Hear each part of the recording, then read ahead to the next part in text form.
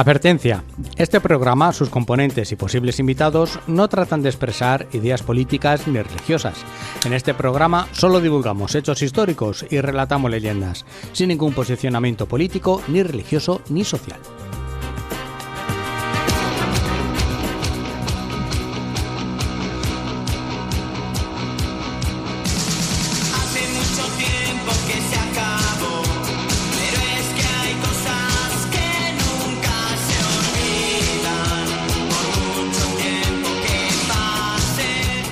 ¿Te estás bebiendo un análisis de orina o de qué es eso? Esto es una bebida que me traéis vosotros. Yo eso no lo he visto en la vida. Eso No. tiene un color muy malo. Eso, Está muy bueno, malo. hombre. ¿Sí? Está bueno. Muchas gracias, Gema. eso tiene más pinta de análisis que de otra cosa. No me digas. Esto de relax, esto que lo traes tú, esto seguro que no Sí, me lo porque puedo ni beber. ya que te cuidamos aquí para que no te dé el artefacto. Muchas gracias. En mi vida he leído tantas veces la etiqueta buscando las grasas saturadas. Ay, no, este no, tampoco. Cambia. Bueno, es que has venido relajado ya que hoy ya Hoy es cerramos el último terminado. día, hoy... ¿Estás contento o no estás Yo contento? estoy contento. ¿Tú estás contento por cerrar la temporada? Sí. Pues Además que tengo un montón de programas preparados ya para la temporada que viene. No me lo va a creo. coger el toro esta vez. No me lo creo. Hombre, Venga hombre, ya, lo voy- venga lo ya, voy metiendo ahí en hombre. el teléfono, sí. Sí, o sea, Si queréis en mente seguimos sí. grabando y luego ya lo emitimos cuando sea. También. Ya, no, hacemos una maratón y eso. Bueno, dejadme que diga que estamos Venga. en No me cuentes historias, el programa de historia de Onda Plana Santa Cruz, 107.4 la FM, que luego ya diremos redes sociales y eso. Y el programa de hoy es especial. Y hoy es programa especial por muchas cosas. Primero, porque es el último de la temporada. Vamos a empezar por ahí, ¿no? De la octava temporada. Octava temporada. Ya hemos hecho aquí unos Ahora por la poquitos. novena, madre mía. La novena, cuando En llegue la octubre, feria, cuando vengamos, cuando claro. venga, Claro, cuando cuando venga llegue la la feria, feria, ahí la novena tenemos también. novena todos los días, aquí al lado, en la A la Virgen, a la Virgen. Y por más somos cosas, de chiste fácil somos. Es un humor inteligente, como puedes ver. esto es el Festival del Humor. No. Y número 200, 57. sí, que hoy no sé si tiene rima o no, pero no está mal. ¿Y por qué más cosas es especial? Joder, porque en esto Pues, eres tú el experto. Pues porque volvemos a tener a un amigo que lo conocimos hace un tiempo y que nos le causó- prometimos que íbamos a llamarlo otra vez. Exactamente, yo creo que sí, que lo prometimos, amenazamos que, oye, cuando nos veamos tal, te vamos a llamar, porque quedamos encantados, particularmente muy contentos con el programa que nos dedicó a Manuel Godoy. Y está con nosotros Ese otra gran vez. desconocido. Ese gran desconocido. Bueno, exactamente. conocido ahora desde que... Desde nuestro programa, por invitado, supuesto, claro. por supuesto. Antes era un don nadie. Y qué mejor que para cerrar esa temporada que con un especial hoy. también, Exactamente. de los que De nos José gustan Antonio López Medina, bienvenido, bien hallado. Muchas gracias. Que nos vienes a hablar de Bueno, pues hoy vengo a hablar de Aranjuez. Dentro de lo que me dé tiempo de hablar nuestros de Aranjuez, vecinos, porque- de aquí al lado. Porque es complicado, ¿no? La historia de Aranjuez es amplísima. Los acontecimientos que se han dado en Aranjuez históricos no solamente han cambiado muchas veces la historia de España o han influido en ella, sino también incluso la historia de Europa. Entonces, bueno, intentar condensar o hacer un recorrido por su historia, Es vamos difícil, a intentarlo y contando además alguna curiosidad, algún hecho desconocido también. Sí, pero vamos, seguro que nos da pie a futuros programas, alguna parte de todos estos. Sí, el de futuros Napoleón programas. tiene que venir a contarnos quién era el hombre ese. El Está típico de ese. pesado con el Napoleón, Claro, muchacho. por supuesto, yo cuando hago los paseos o doy las charlas y tal, y la gente me dice, bueno, 3 horas, yo paso de 3 muchas veces a 5 y 6 horas, ¿no? Y entonces yo se lo digo, bueno, si quedáramos tal vez pues durante un par de semanas, 2-3 semanas, y quedáramos todas las mañanas y todas las tardes y habláramos de todo lo que ha ido pasando en Aranjuez, pues tal vez a lo mejor en 2 o 3 semanas os diría, oye, mira, ya no tengo nada más que contarte. Pero no es el caso. Nunca se me ha dado alguien que esté 3 semanas conmigo mañanas y tardes para hablarle de todo, ¿no? ¿Ves? Entonces, Es una breve introducción. Sí. ¿Ves? ¿Me entendéis? Pues ahora? fíjate, yo creo que ahora cuando empecemos el programa creo que voy a tener algo que aportarte, algo que seguramente no conocías, pero bueno, según cómo vaya transcurriendo Sobre la marcha. la historia, sí. ¿Qué iba a decir yo? Que si piensas que te vamos a meter en nómina, la nómina ya sabes cuál es, o sea que, Hombre, ahora te invitaremos un batidito de agua. Bueno, lo traes ahí sí, ya. agua tengo, Sí, tengo, que pues es lo mira, importante, es lo importante. Sale barato. Pues nada, ¿por dónde empezamos? Pues por el principio. Pues mira, de momento, he puesto aquí el concierto de Aranjuez Sí, de preciosa Rodrigo. la canción. Claro, de ¿La fondo. dejamos un poquito?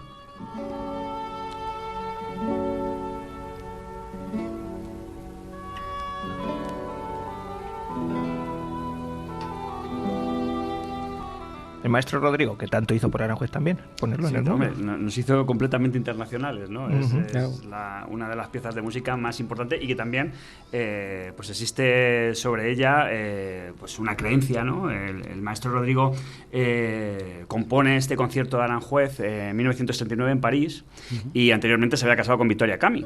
Y al casarse con Vittoria Camí, pues habían venido a Aranjuez de luna de miel, habían pasado luna de miel, ¿no? Y bueno, como sabemos, el maestro Rodrigo era ciego desde niño. Y bueno, ellos paseaban y Vittoria Camí le contaba cómo era Aranjuez, ¿no? Él iba cogiendo esos sonidos, pero las descripciones del sitio se las hacía Vittoria Camí, ¿no? Y entonces, bueno, pues él siempre se ha pensado que recordando esos paseos por Aranjuez, compuso el concierto de Aranjuez. Realmente no es eso, hay una entrehistoria de todo aquello, ¿no? Y es que el concierto de Aranjuez tiene 3 movimientos. Y él tiene un hecho muy trágico en su vida, que es que su mujer queda embarazada y llega un momento en que todo se complica y va a perder al niño. Y entonces, pues él prácticamente, el concierto de Aranjuez es eso. El primer movimiento es cuando le dan esa noticia trágica, ¿no? De que su mujer está embarazada y es posible que mueran los dos, ¿no? El segundo movimiento, que es el que conocemos todos, que empieza como una especie de latir de corazón, es una conversación que él tiene con Dios, en la que, bueno, pues habla con él y Dios al final le da la solución, le dice que tiene que elegir entre la vida de su mujer o la vida de su hijo. Y él al final termina tomando la difícil decisión de que sea el niño el que se va. Y el tercer movimiento es ese ascenso del niño a los cielos, ¿no? A que se vaya con Dios, ¿no? Esa historia, pues, es desconocida realmente dentro del concierto de Aranjuez, porque todo el mundo pensamos que, bueno, como Aranjuez es tan bonito, el río, el agua, todo esto, pues eso fue lo que le inspiró. Realmente no, es eso. Es la historia que él tiene personal, ¿no? Así que, bueno, Maestro Rodrigo, uno de los grandes emblemas de Aranjuez, del siglo XX, de la cultura del siglo XX. El siglo XX en Aranjuez tiene prácticamente 3 patas, que es José Luis San Pedro, Santiago Ruiseñor y el Maestro Rodrigo, por supuesto. Empezamos fuerte, madre mía. Sí. Sí. Esto era totalmente desconocido, por lo menos para mí, ¿eh? Totalmente. Para mí. Sí. Muy bien. Bueno, pues Yo te voy a aportar un dato. Mi padre se bautizó en la Mariblanca. Bueno, y yo te puedo montar lo de la Mariblanca también, ¿eh? Sí. Porque en Aranjuez la llamamos Mariblanca, pero realmente la Mariblanca no es de Aranjuez, aunque todo la llamamos Mariblanca. Yo también la llamo Mariblanca. A esa plaza de San Antonio, cuidado, la llamamos por la fuente, ¿no? Una fuente que era la fuente del rey, realmente, porque estaba coronada por una estatua de Fernando VI, que es el que genera esa entrada a la población.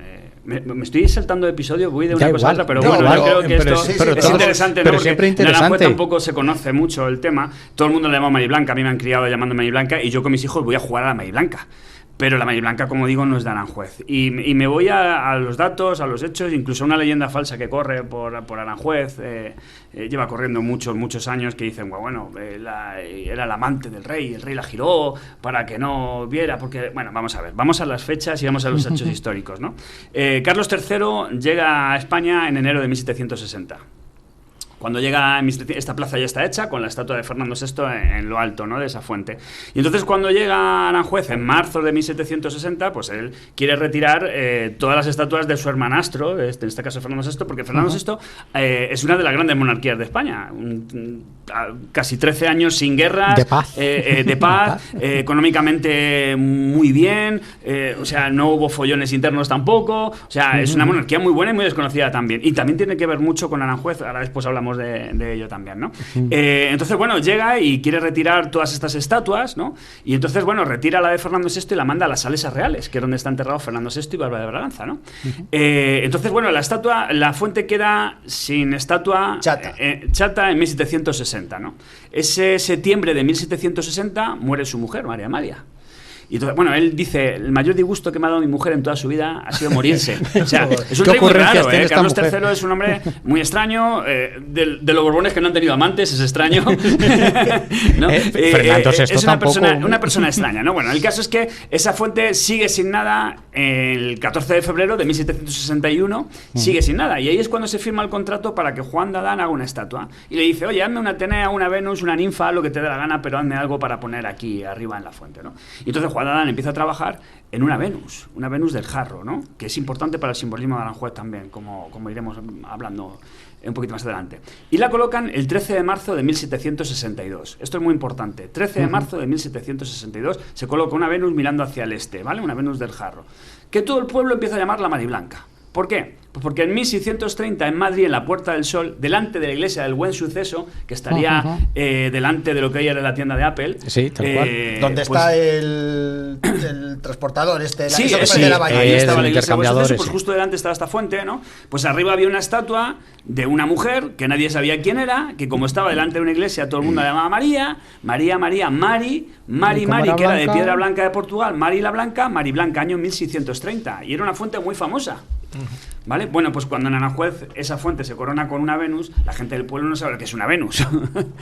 Y se parece mucho a la de la Puerta del Sol, con lo cual, si la de la Puerta del Sol es la Mari Blanca, en Aranjuez es la Mari Blanca. Es que la de la Puerta del Sol se quiso hacer una Venus, pero no era una Venus. No era una Venus. Era conocida como la Fuente de las Arpías. Claro, ese es. Sí, y es que hicimos un recorrido por Sí, Madrid claro. y lo conté yo. Y entonces, por eso, Sí. la Mariblanca, que ahora mismo está en Sol, Sí. esa no es la original. No, la original es una está copia, eso es, en el Ayuntamiento de la Madrid, destrozaron eso y es, todo sí, el esta y está ahí la Sí, tiene una historia, de luego, que bueno, a ver si Netflix escucha esto y Y se empieza a anima. hacer series, ¿no? Porque la verdad es que la estatua de la Mari Blanca original tiene una historia tremenda. Hasta que Tierno Galván encuentra la original y la guarda en el Ayuntamiento de Madrid, sí. destrozada. Pues yo me preguntaba el por qué se llamaba también Mariblanca. Claro, bueno, pues es una asociación. Realmente es una Venus que mira hacia el este, tiene un simbolismo importante en Aranjuez, porque el mensaje que manda, bueno, el Sol sale por el este y la Venus mira hacia el este. Todas las Venus del mundo suelen mirar hacia el este, ¿vale? A no ser que hayan sido alteradas a propósito. Por ejemplo, en Aranjuez tenemos otra Venus dentro del jardín de la isla, que se la regala a los Medici a Felipe II. Y también mira al este, como todas. ¿Por qué? Porque la Venus representa el amor, el Sol representa la vida no es sin amor. No puede haber vida sin amor. Y ese es el simbolismo que tiene continuamente. Cuando la vida le da la espalda al amor, o sea, cuando llega al ocaso y le da la espalda justamente a esa Venus, pues llega la noche, no hay nada, se acabó. Ese ciclo de vida continuo es uno de los simbolismos que tiene pues esa fuente, entre otros, ¿eh? Porque, por ejemplo, en Aranjuez, y aquí me va a servir ya para entrar al hilo del principio, esta estatua está echando agua con un jarro sobre una concha. Y también tiene la pierna pues en una postura femenina. Pero claro, tú cuando echas agua sobre una concha, el agua vierte el agua, ¿no? Y ese agua cae sobre la pierna y se escurre por esa pierna hasta caer al pie, ¿no? Y el pie, en ese pie justo está pisando una tortuga. La tortuga en este caso simboliza la tierra. La unión del agua y la tierra es fundamental para el nacimiento de Aranjuez, con lo cual también no deja de ser una alegoría de ese amor entre el agua y la tierra que hace que crezca Aranjuez, ¿no? Así que bueno, yo creo que son Escucha, es poesía, ¿verdad? Muy hay bonito. que llamarte para ir a Aranjuez. Aranjuez, sí. Porque Claro, Sí, no- sí. nos Hay va a que estar ahí, descubrir, hay que estar ahí. Tendríamos para semanas. nos va a descubrir un nuevo Aranjuez. Sí. Pues bueno, esta unión realmente del agua y de la tierra, que es lo que os comentaba, es la clave para que nazca Aranjuez, porque en Aranjuez tenemos la unión del Tajo y el Jarama. Y esa unión del Tajo y el Jarama hace que durante los meses, históricamente a finales de febrero, principios de marzo, pues tenga unas crecidas muy importantes, ¿no? Y durante mediados de junio, últimos de junio, pues el río baja de una manera considerable, con lo cual todos esos minerales quedan en la tierra. Es un sitio de mucho cultivo, pero en aquel entonces como el Nilo, vamos. Sí, algo así, es como una especie de delta interno, ¿no? Sí. En ese sentido. Entonces, ¿qué pasa? Que pues había un bosque muy, muy bueno. Claro, estamos hablando de que estamos en mitad de la meseta castellana, donde no hay ni un solo árbol, y de repente te encuentras un vergel como era Aranjuez en aquel entonces. Claro, si hay árboles, hay agua, hay animales, hay caza mayor. Con lo cual, desde la Edad Media, lo que se utilizaba principalmente era como un coto de caza, ¿no? Estaba en la órbita de Toledo y todo, pues iban a cazar ahí, no tiene mayor importancia. Sí es verdad que en el siglo X se crea un castillo muy cerquita, que es el castillo de Aurelia, que realmente pues pega prácticamente el pistoletazo a la historia de Aranjuez. Esto no quiere decir... El castillo de Aurelia es el de Oreja. El de Oreja. El de Oreja, vale. eso es, que posteriormente se conoce como Castillo de Oreja, ¿no?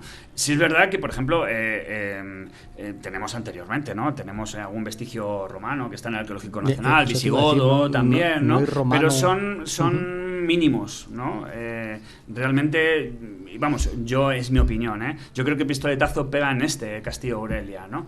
¿Por qué? Pues porque aquí me voy a centrar en hablar principalmente de Álvarez de Quindós, que es el que nos empieza a dar las claves de todo esto. Álvarez de Quindós hace un libro en 1804, se lo encarga el rey Carlos IV, que prácticamente en Aranjuez consideramos como la Biblia de Aranjuez, ¿no? Por la cantidad de datos y todo lo que hace, ¿no? Todo el mundo, quien no ha estudiado Álvarez de Quindós, no conoce realmente Aranjuez, ¿no? Entonces, Álvarez de Quindós nos da dos versiones versiones en este sentido de cuando todo esto arranca. Una es muy sencilla. Alfonso VI, ya sabéis, que avanza, toma Madrid, toma todos los castillos del Tajo, se va a asedia Toledo en el año 1085 y el 25 de mayo del 1085 termina tomando Toledo, ¿no? Que aquello pues sacude Europa entera, ¿no? Y la reconquista también, por supuesto. Esa es una de las versiones. Y otra de las versiones es que dice que cuando él avanza hacia Toledo, pues hace, en estas conquistas que está haciendo, pues hace una buena amistad con el rey moro de Sevilla, se llama Benavent. Y entonces Benavent, pues tiene esta relación tan buena que tienen, pues terminan haciendo pues un trato de matrimonio con su hija Zaida, ¿no? Si es que Zaida existió de verdad, que no lo sabemos, ¿no? Bueno, y dentro de esa dote estaría ese castillo de Aurelia. Bueno, sea de una manera o de otra, el castillo de Aurelia pasa a manos cristianas con Alfonso VI y la cosa va muy bien. Lo que pasa es que en Andalucía pues empiezan los conflictos internos entre musulmanes, entre taifas musulmanes. Y entonces este rey moro pide permiso a Alfonso VI diciéndole, oye, mira, puedo llamar de Marruecos a los almorávides que vengan a echarme una mano en estos conflictos internos que tengo. Y bueno, Alfonso VI accede y ahí comete un error tremendo. Claro, porque los almorávides cuando vienen y ven que aquí la gente, los que están son todos unos pinchitos y están enfrentados unos contra otros, pues dicen, bueno, pues ahora va a ser la nuestra. Entonces, ¿qué hacen? Pues hacerse con el poder prácticamente. Y se dedican a pegar palizas a todos los musulmanes del sur de la península, a todos los de Levante, y se van a por Alfonso VI. Bueno, Alfonso VI, ya sabéis que va desde entonces de pérdida en pérdida, o sea, batalla tras batalla perdida, hasta que uno de los golpes definitivos que le van a dar es la batalla de Uclés. En el año 1108 tiene una pérdida enorme en la que incluso muere su heredero, Sancho Alfonsez. Y entonces, bueno, al año siguiente, en 1109, él fallece. Y fallece dejando un problema gordo, porque llega al trono doña Urraca I, que se ha casado por orden de Alfonso VI con Alfonso el Batallador, y ya sabéis que ese matrimonio no fue bien avenido, ¿no? Se separan, guerras, follones, hasta que en 1126 esta señora fallece y llega al trono pues su hijo, el que será Alfonso VII, ¿no? Alfonso VII consigue calmar las cosas entre Aragón y Castilla y se dedica a la reconquista. Y aquí es donde volvemos a este castillo de Aurelia. ¿Por qué? Porque este castillo de Aurelia, siempre desde que había caído en manos de almorávides, había sido un dolor de cabeza para Toledo. Continuamente se realizaban incursiones, se arrasaba los terrenos de alrededor. O sea, Toledo tenía un problema con este castillo de Aurelia, un problema bastante grande, ¿no? Y entonces, ¿qué hace Alfonso VII? Pues generar un ejército con todos los nobles que puede juntar, ¿no? Y lanzarse al asedio de este castillo. Claro, vamos a ver, es un castillo que, no sé si lo conocéis, está en lo alto de un risco, es inexpugnable, totalmente. Tiene cerca agua, o sea, no hay manera. Llevaron máquinas de asedio, se intentó colocar de todo para que esta gente no pudiera salir a por agua. Se empieza el asedio en abril de 1139. Alí, que es el gobernador almorávide que está en ese castillo, empieza a mandar, por supuesto, cartas y correos a otras taifas para que vengan a ayudarle. Y en ese momento, pues los reyes de Sevilla, de Córdoba y de Valencia vienen con un ejército hacia Toledo y se asientan cerca de Algodor.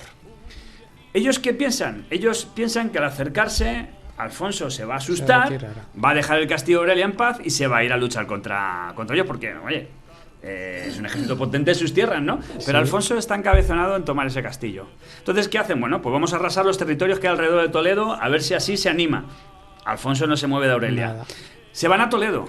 Y aquí hay un hecho que es de película.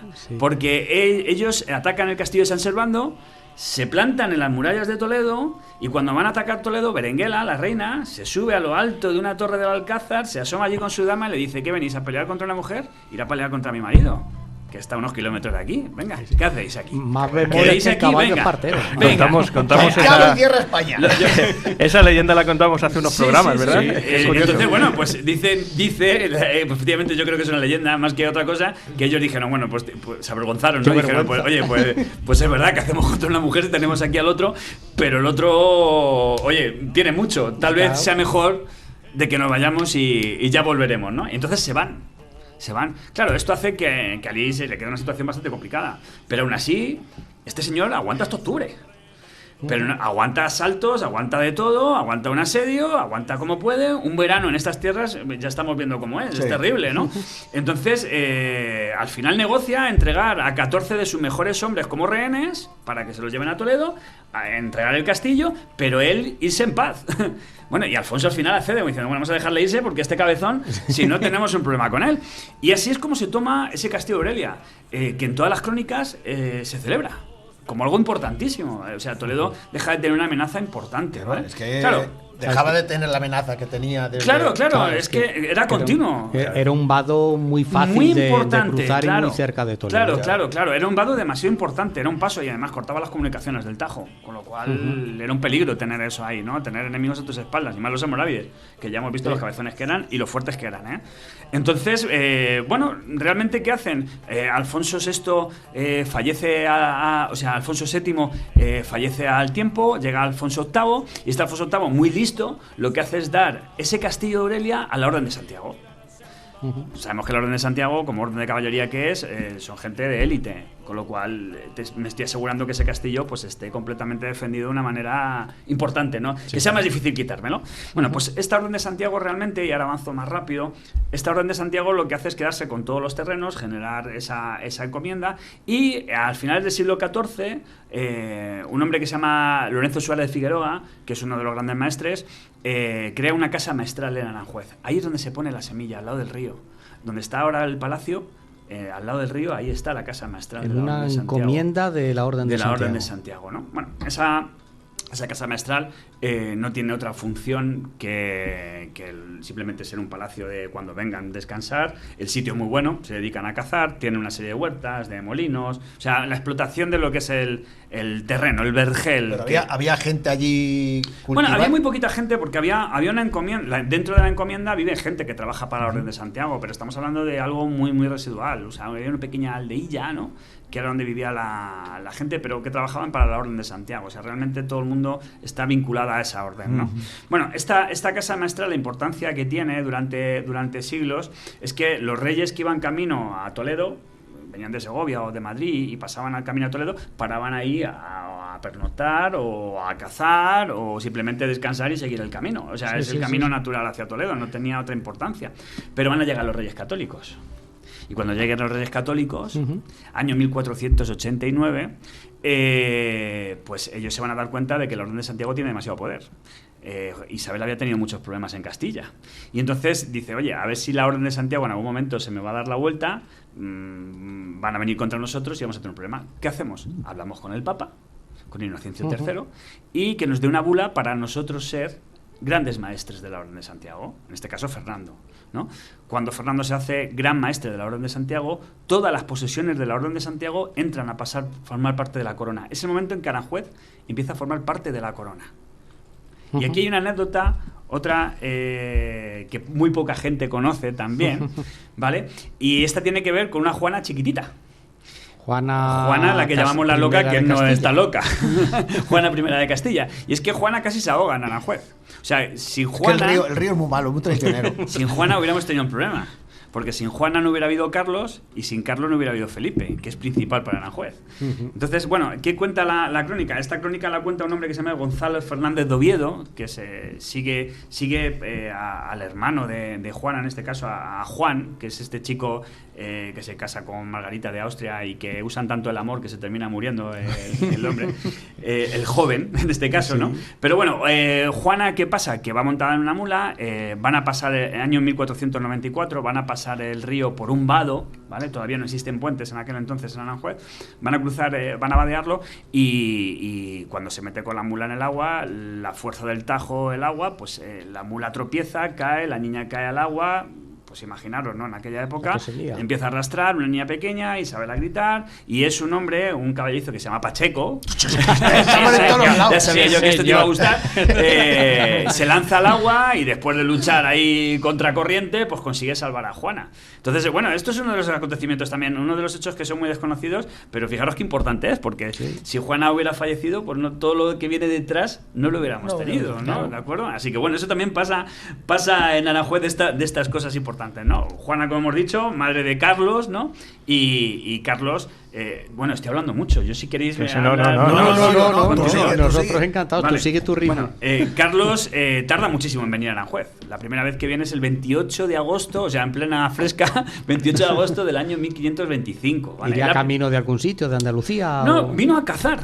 Simplemente. A Carlos sabéis que también le gusta. Bueno, él solamente comía carne, la verdura no quería ni tocarla. Caca. Y viene a cazar. Le hablan de. Sí, así le salió la gota, esa. Claro, por eso. Una gota bien gorda, además. Entonces, bueno, pues él viene a cazar. Y cuando viene a cazar, cuidado, viene a cazar y se da cuenta de las posibilidades que tiene Aranjuez. Aranjuez tiene unas posibilidades enormes. Es un bosque enorme. Tiene mucha vegetación, tiene 2 ríos, las huertas, los molinos. Oye, es un sitio muy bueno. Pero es un sitio muy bueno que yo, como emperador, futuro emperador, como rey, con estas ideas, ¿no? Quiero hacer mucho más grande y además lo quiero para mí.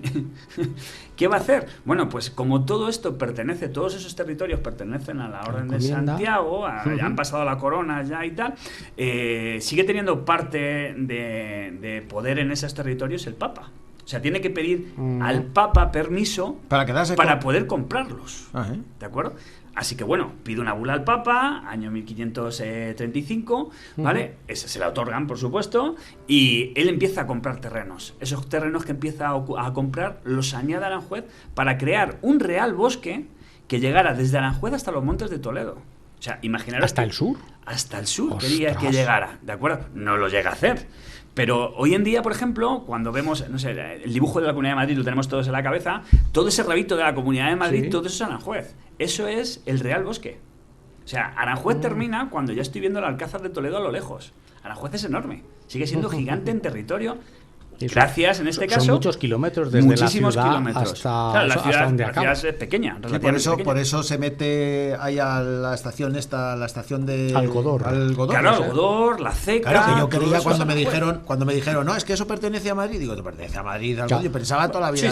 Por eso vas por la carretera a Andalucía y hay un momento que dice, bienvenido a la Comunidad de Madrid y bienvenido a Castilla-La Mancha cuando subes a Seseña. Y luego otra vez ya, bienvenido a la Comunidad de Madrid. Claro, o sea, Aranjuez en el territorio es enorme, ¿no? Entonces, bueno, cuando él genera este Real Bosque, pues ya no solamente eso, sino que también empieza a intentar controlar el territorio y empieza a hacer, pues en el año 1535 también, hace una empresa que se llama la Presa del Embocador, intenta controlar el Tajo.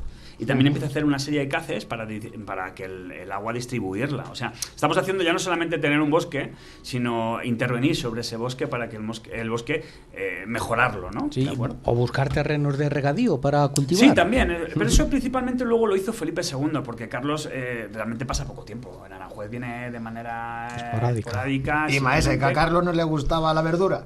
No, la vegetación poco. Entonces, prefería el ciervo. Es realmente cuando él abdica en su hijo Felipe II, ¿no?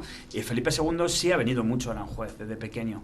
Y entonces él es el que quiere transformarlo. Sabemos que antes de ser rey él había dado el viaje que había hecho por Europa, ¿no? Por todos los que iban a ser sus reinos, ¿no? ¿De acuerdo? Y él, bueno, pues se había empapado de renacimiento y de unas ideas completamente distintas, ¿no? Y entonces lo que hace en Aranjuez es intentar transformarlo, cambiarlo para siempre. Lo primero que hace es nombrarlo Real Sitio, y esto va a ser muy importante, porque al nombrarlo Real Sitio significa que es del rey y que solamente puede vivir quien permita al rey. No hay asentamiento, no permite que la gente se asiente. No hay ciudad. No hay ciudad. No, la población de Aranjuez nace a mediados del siglo XVIII. O sea, anteriormente la gente que residía era porque el rey le permitía vivir. ¿Por qué? Porque trabajaba allí o por alguna cuestión así. La gente que iba tenía que, bueno, pues pasaba el día, trabajaba y cuando se hacía de noche se tenían que ir de allí, a la población de alrededor. Incluso los trabajadores pero voy más allá, y nobles y embajadores. O sea, es Felipe II el que va a generar al lado del palacio un sitio que se llama la Casa Oficios, para que sean los nobles, los sirvientes más importantes y los que tienen oficio de boca los que se puedan quedar allí a dormir. Pero en 1584 estamos hablando la casa Oficios es la que está completamente al lado del palacio, que tiene un patio interno y tendría unos patinejos. Nos quedan 2 solamente, otros 2 se han perdido, se destruyeron en el siglo XX. Entonces, bueno, pues ahí es donde empieza a crecer todo. Pero antes de hacer toda esta transformación, de empezar a construir el palacio en el año 1561 y todo esto, Felipe II, para generar esa idea, se va a traer a un crack. Felipe II hace como Florentino Pérez, ¿no? Se va a buscar por toda Europa a alguien que sea el mejor y va a encontrar a Juan Bautista de Toledo. Juan Bautista de Toledo se lo trae desde Italia, lo trae a Aranjuez y le dice, oye, mira, esta es mi idea de lo que quiero hacer, ¿vale? Fue el que empezó el Escorial. Fue el que empezó en el Escorial. Sí, su alumno era Juan de Herrera. Bueno, pues Juan Bautista de Toledo mejora las comunicaciones, empieza a controlar el agua, empieza a hacer una obra hidráulica enorme, monumental, para generar todas esas huertas. Bueno, sabéis que también intentó hacer navegable el río Tajo, que en un fragmento en Aranjuez, en 7 kilómetros, lo consigue. Pero, bueno, un quebradero de cabeza total. Y luego hace una cosa muy importante, que es el trazado. El trazado de las huertas y... las huertas en un principio de Aranjuez. ¿Por qué hablo de esto? Porque a través de un dibujo geométrico, que bueno, estamos en radio, no lo podemos enseñar, es una serie de círculos que se van repitiendo, coge 2 puentes, crea una calle que se llama la calle Entre Puentes, no se complica mucho con el nombre, ¿vale? Uno sobre el Tajo y otro sobre el Jarama, crea una calle que justo tiene la proporción áurea, coge un compás, lo coloca sobre un puente, hace un círculo, lo coloca sobre otro puente, hace otro círculo, y donde se van cruzando los círculos va generando otros círculos. Así hasta que consigue hacer un hexágono que divide por los vértices y va haciendo la bisectriz y salen 12 líneas. Esas 12 líneas lo que hace es hacer una plantilla que coloca sobre el bosque. Claro, un bosque crece salvaje. Sí. Al tener una plantilla, yo lo que hago es ordenarlo. Creo un paisaje. Y de hecho dice una frase que es maravillosa, que dice, la naturaleza es transformada en paisaje para organizar el espacio y hacer trascender los sentidos. Es maravilloso. Sí, ¿de acuerdo? Bonito. Lo que hace es colocar el bosque, crear un paisaje, generar una multitud de calles ordenadas. Un jardín. No es un jardín. Como tal. No es como tal, ¿vale? Es un orden. O sea, es superar. O sea, es una idea del Renacimiento de no solamente la vuelta a la naturaleza, sino imponerte a la naturaleza. Tú controlarla. Por eso nacen los jardines en el Renacimiento. Bueno, a finales de la Edad Media y principios del Renacimiento. Si lo inventaron los franceses en Versalles. No me tires de la lengua, ¿no? Y este es el culpable de todas las cruces que hay de las calles de Aranjuez. Claro. Eso es. Ahí nace esa idea, ¿no? Entonces, bueno, al generar esta huertas, estos sotos históricos, todo lo que se llama picotajo, ¿no? Toda esa parte de ahí, estamos generando no solamente eso, sino una especie de mecanismo. Nos genera bellezas. Por ejemplo, hay una calle que es una de las primeras que se genera, que es la calle Ventanilla, que es una calle que no lleva a ningún sitio, pero que nos genera belleza porque la vista se pierde en el horizonte, en 2 filas de árboles, un camino que se pierde, pero conecta con otras calles que sigue pasando lo mismo. Entonces, cuando tú paseas por ahí, pues tienes esas sensaciones que no tienes en otro lugar. Por eso Aranjuez nos parece tan bonito, pero realmente todo es un mecanismo. Además, al ordenar la naturaleza, estamos jugando con las estaciones del año. Porque una de las cosas que plantea Felipe II es que quiere que su palacio cambie de color. Y ese palacio que cambia de color lo consigue al generar un paisaje alrededor del palacio, al generar esas calles. Cuando el rey pasea por todas esas calles y mira hacia su palacio, todo lo que rodea el palacio cambia de color, porque no tengo igual las plantas en verano que en otoño, que en primavera, que en invierno. Con lo cual, misión cumplida. Juan Bautista de Toledo es un crack. ¿De acuerdo? Pero bueno, este hombre... Apuntó para por este además genera, pues, por ejemplo, el Jardín de la Isla, ¿no? El Jardín de la Isla, que es el que está pegado al Palacio Real, pues una de las ideas que van a plantear ahí es intentar hacer el Jardín del Edén. Es que estamos en palabras mayores, es Felipe II, ¿de acuerdo? Tenéis que imaginar que en aquel entonces, aquel jardín, ya no solamente son las fuentes que se van a generar de una belleza... tremenda, sino que el suelo de las fuentes, donde estaban las plazas de las fuentes, eran de piedras de colores. Había folias, había topiarias, o sea, esos pasillos de vegetación oscura para que cuando tú salieras el sol te deslumbrara y al abrir los ojos lo vieras. Lo llenó además de animales exóticos. O sea, dentro de ese jardín había avestruces, por ejemplo. De hecho, en 1588 hay un avestruz que se le va la pinza y le quita un ojo a un jardinero y hay que pagarle una pasta para que... O sea, a mí de chiquitico me decía, si le pegaba una pedra a una muchacha, o te casas con ella o pones un estanco. Pues algo parecido, ¿no? Entonces, estamos hablando de igual es. Clavado, ¿no? Estamos hablando que lo que se genera ahí es un sitio, dicho a grosso modo, que cuando alguien entrara allí, un embajador quisieras impresionarle y entrar allí, estabas entrando a un sitio donde no existe el tiempo, no existe el dolor, no existe la preocupación, todo es belleza, todo es gozo, todo es una maravilla. Además, para darte la entrada a ese jardín, la bienvenida, estaban 2 estatuas, una de Venus y una de Antino, que representaban a Adán y Eva. O sea, lo tenía todo Aranjuez. Siglo XVI, a partir de 1561 prácticamente lo tenemos todo, ¿de acuerdo? Vale, o sea, generamos una especie de maravilla increíble, ¿no? En Aranjuez. Además, y esto, otra curiosidad, El primer jardín botánico de la historia de España se genera también en Aranjuez. Lo genera un hombre que os sonará, que se llama Andrés Laguna. Este hombre había sido médico de Carlos, trabaja también para Felipe II, viaja a Roma, está con el Papa Julio II, se da cuenta de los jardines botánicos que tiene el Papa, por ejemplo en Padua, y cuando vuelve le dice a Felipe, oye, ¿tú no te has planteado el hacer un jardín que tenga las ventajas, ¿no? El poder hacer perfumes, el poder hacer, ¿cómo se llama? Aceites, todas estas cosas y tal y cual. Y a Felipe II se le enciende la bombilla. Entonces en Aranjuez crean ese jardín botánico, con una casa de destilería que va a generar pues una cantidad de química increíble, ¿no? Y que bueno, Felipe V al final se terminará llevando a Madrid. O sea que bueno, estamos hablando de que un sitio donde no puede vivir nadie, donde se experimenta, donde se genera belleza, donde se genera una serie de cosas enormes. Y es que claro, Aranjuez forma parte de esa capital. Porque no tenemos que olvidar que el 8 de mayo de 1561 Felipe II había nombrado capital Madrid, pero no una capital como entendemos ahora, que es un centro donde está todo, sino una capital dividida prácticamente en tres partes. La zona política militar es el Madrid que conocemos, el Escorial es la zona religiosa de culto y Aranjuez es la zona de deleite y de esparcimiento. Esas tres partes forman la capital realmente. Entonces, claro... los reales sitios, digamos, que formarían parte de ese engranaje de lo que sería la gran capital, ¿de acuerdo? Entonces Aranjuez es una de las partes más importantes, más por la conexión también que tiene con el Jarama, ¿no? Que también lo hicieron navegable. O sea, que también es importante. Cuando Felipe II fallece y llega Felipe III, ya Felipe III ya sabemos que es un rey como es, ¿no? No tenemos... Por cierto...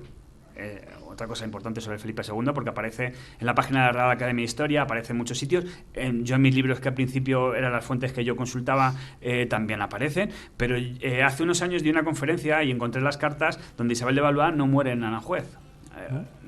Isabel de Valois no muere en Aranjuez, muere el 3 de octubre de 1568 en Madrid, no en Aranjuez, aunque aparezca en muchos sitios en Aranjuez, precisamente porque el Palacio de Aranjuez en 1568 las obras están paradas y no existía palacio. Eso es lo primero. Claro, y a lo mejor... Bueno, no, me callo, nada. Te doy más cosas. Anteriormente, el 20 de septiembre es cuando ya tiene el desmayo y entra en cama. ¿Sabéis cuánto se tardaba en ir desde Aranjuez desde Madrid a Aranjuez en aquella época? Si los caminos estaban bien, unas 9 horas aproximadamente. Con lo cual, cuando ya está muy enferma, no creo que la llevaran para que muriera en la casa maestral rodeada de los sirvientes. Precisamente a la mujer que más quiso Felipe II. Entonces, hay unas... Y luego hay un órdago en todo esto. Cuando yo encontré las cartas, todas están firmadas en Madrid, fechadas, y están escritas unas horas antes de que ella muriera. No da tiempo a llevar a Aranjuez para que muera y sería una cosa insensata completamente. Entonces, no, Isabel de Valois no muere. Pero Isabel de Valois, con Felipe II, tiene una anécdota también muy curiosa. ¿Sabéis que tenía una dama francesa que se llamaba Clément? Madame Clément. ¿No lo conocéis? Madame Clément. Bueno, con ella vienen dos damas. Una de ellas es una lista que la intenta manipular y se la termina quitando del medio. Felipe II ve que es una mala influencia y se la quita del medio en Toledo. Y Madame Clément sí la deja. Madame Clément es de la cuerda de Felipe II. Y entonces, bueno, Madame Clément la acompaña en todo. Y entonces en la primavera de 1560, y esto es muy gracioso, porque es una anécdota que también hay poca gente que conozca, y Madame Clément lo cuenta en unas cartas que manda a Catalina de Medici y en unos diarios. Madame Clément cuenta que llegan allí, primavera en Aranjuez, con todo lo que os he contado, cómo tenía que ser Aranjuez en aquella época, una maravilla.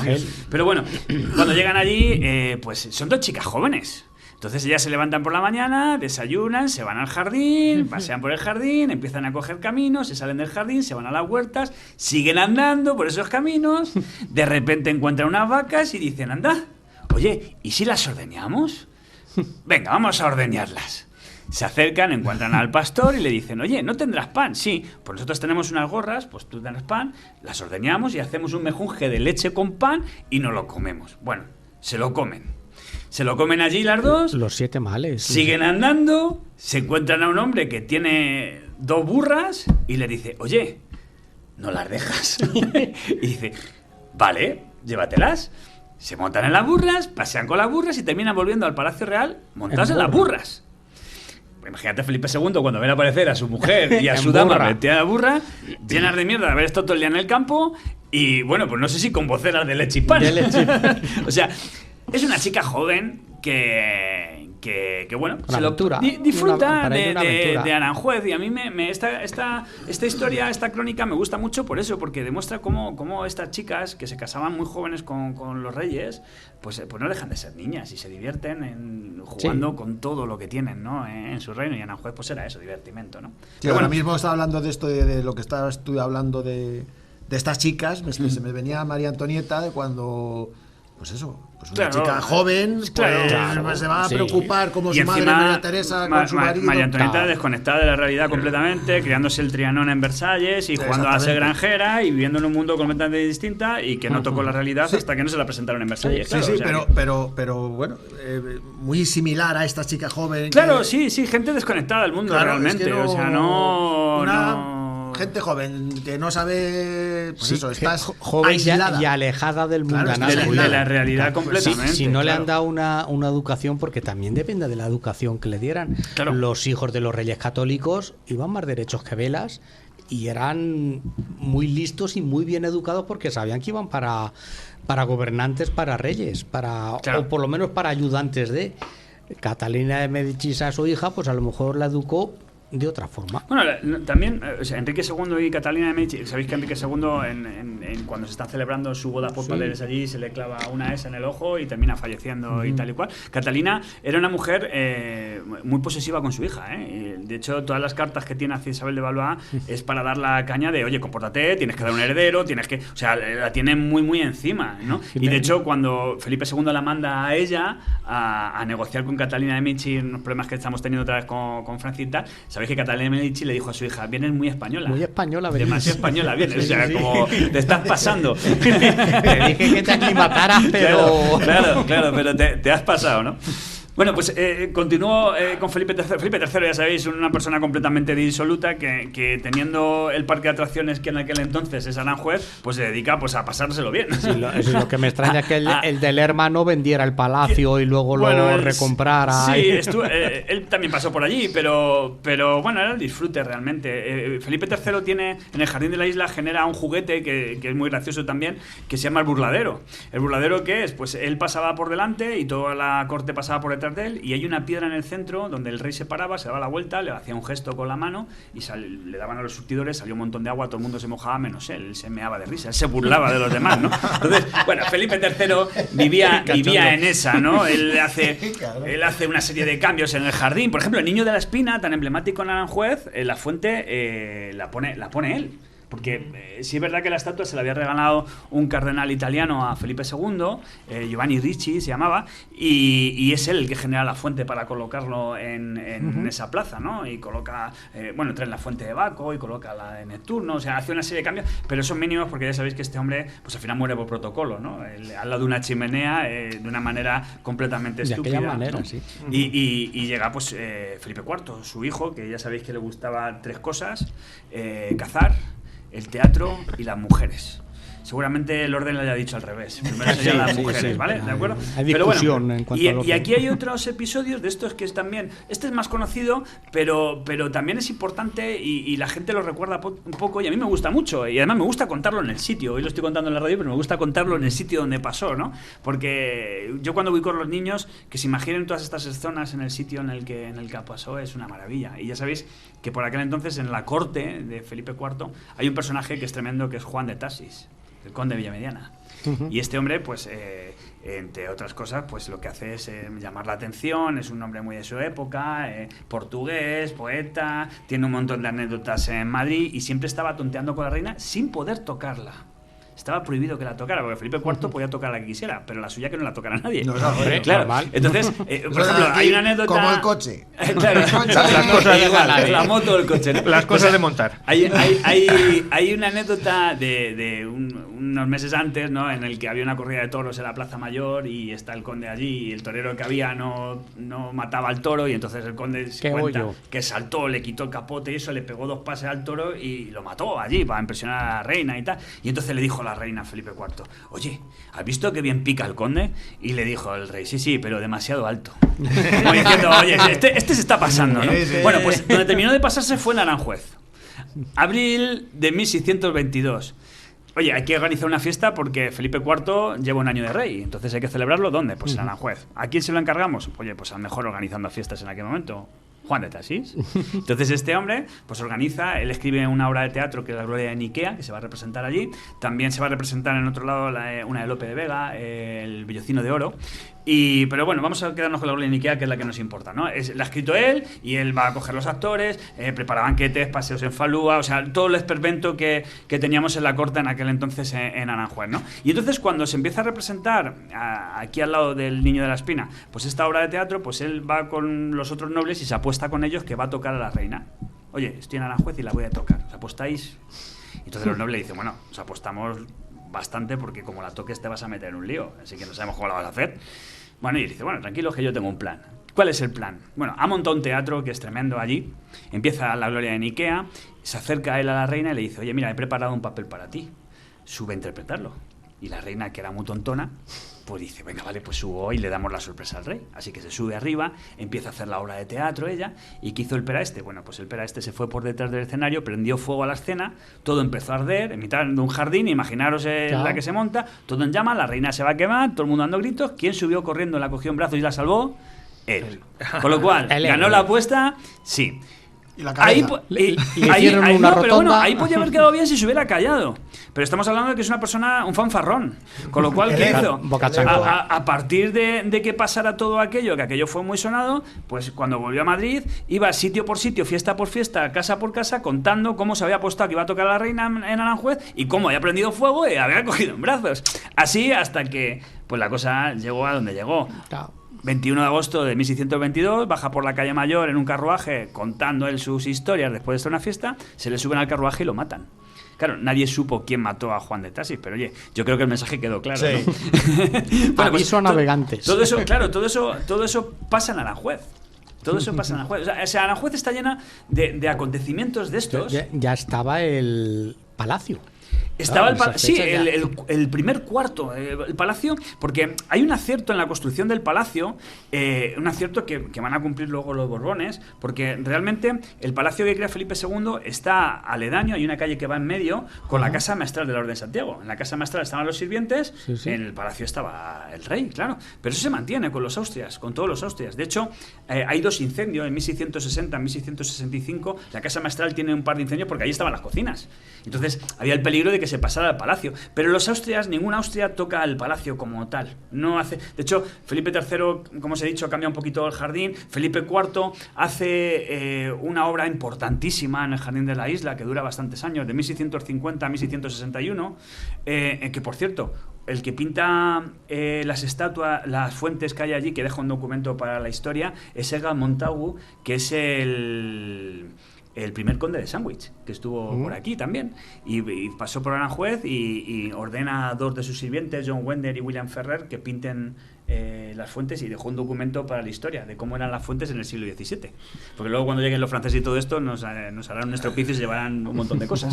¿De acuerdo? ¿Vale? Entonces, bueno, ese palacio sigue así. De hecho, posteriormente, ya sabéis, llega Carlos II, este chico tan enfermo, con aquella enfermedad, Klinefelter, ¿no? Tiene la monarquía que tiene tan complicada, que tiene una leyenda negra, este chico enorme, siendo un rey que realmente no fue mal rey, pero claro, todo lo que le rodeaba, sobre todo Mariana de Neuburgo y toda esta gente, pues imaginaros la que tuvo, ¿no? Y aquí hay otra anécdota también, porque Mariana de Neuburgo, con Carlos II, cuando ella llega, ella se da cuenta de que el rey no funciona, o sea, no... Pero ella se inventa un embarazo.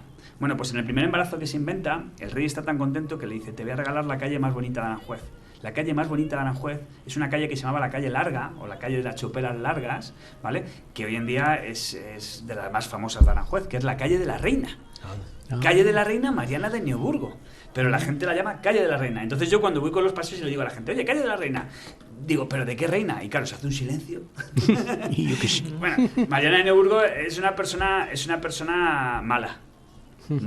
Tía de Isabel de Farnesio, que también era mala. No, ¿qué te parece? Entonces, a ti? Es la familia. Esta mujer, no voy a entrar en toda la biografía suya y tal, porque tendríamos otro programa, ¿verdad? Pero Mariana de Neuburgo es tremenda.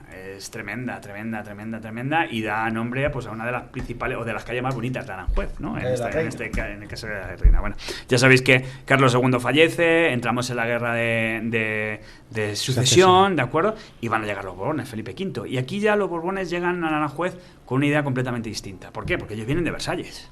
Ellos vienen de Francia. O sea, se acabó esta idea de los Austrias de productividad. Aranjuez va a seguir produciendo, pero de centrarnos en la productividad e intentar que todo tenga una función. Vamos a darle no solamente la belleza y la productividad, sino el esplendor, ¿vale? Que se convierta en algo fiesta, ¿no? Realmente, ¿no? El que llame la atención de todo de Europa, ¿no? Entonces Felipe V es el que amplía el palacio, tira esa casa maestral y lo amplía de una torre a otra torre con el acierto. Y esto es muy importante, porque tú cuando vas a ver el Palacio de Aranjuez, tú lo ves y piensas que todo está construido a la vez. Pero no. O sea, estamos hablando de que la primera fase es de 1561 a 1576 y la segunda fase ya se acomete en 1712, se empieza a acometer. O sea, estamos hablando de que es muy posterior, ¿eh? Pero, como todo sigue en la línea de Juan de Herrera, no hay diferencias. Vamos a ver, yo cuando voy sé dónde está la diferencia, dónde está la cicatriz de un palacio a otro y tal, pero tienes que saber fijarte, a simple vista no se ve, ¿de acuerdo?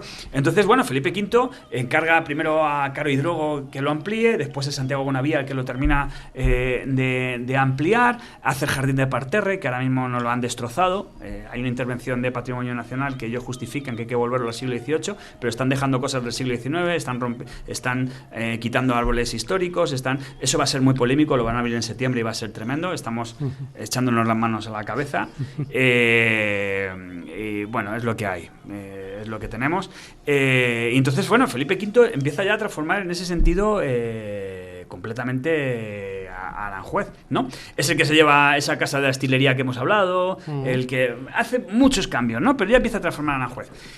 Y luego hay un detonante muy importante. Ya sabéis que Felipe V está como una rana. Iba a decir como una cabra, pero no, está como una rana. Este hombre está tocado del ala totalmente, ¿no? Él dice que el sol la había atravesado, empieza a vivir de noche, empieza a decir que la ropa de color está envenenada y empieza a dejarse solamente ropa blanca, deja de bañarse, o sea, una persona... Sí, los últimos años fueron tremendos, ¿no? Y bueno, él, sabéis que abdica en Luis I.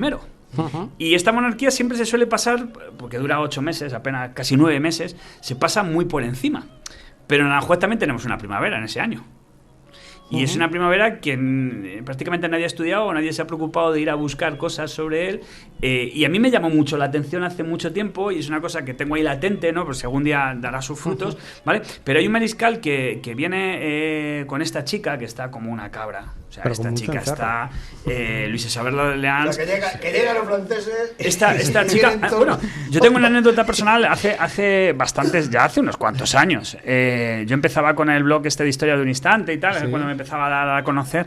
Y hubo una película, una producción hispano-francesa, ¿no? En el que se llamaba Cambio de Reinas o algo así, que trataba este tema, ¿no? De cómo nosotros mandamos una niña a Francia y a cambio nos traemos a esta chica que estaba zumbada. Y a mí me llama mucho la atención, porque la película me gustó, pero luego cuando les mandé el informe y tal, diciéndoles, pues bueno, pues yo lo vi desde el punto de vista histórico, esta chica salía súper digna. Una actriz guapísima, súper digna, correcta, educada, tal y cual. Esta chica estaba zumbada. Esta chica, el salseo... Es la esposa de Luis I. Sí, el salseo que tiene esta chica es que, por ejemplo, salía desnuda, limpiaba los cristales, comía a deshoras, estaba todo el día borracha. O sea, tiene un salseo importante esta chica. Y bueno, la primavera que pasa en Aranjuez, pasa una primavera en 1724, solamente le da tiempo a pasar una, allí también las monta. Y la crónica, pues, el mariscal Tessé tiene una serie de cartas que manda a Francia continuamente diciéndole, oye, Dios mío, tu hija la que está montando. Porque en Aranjuez, por ejemplo, una de las crónicas cuenta de que la pillan con sus...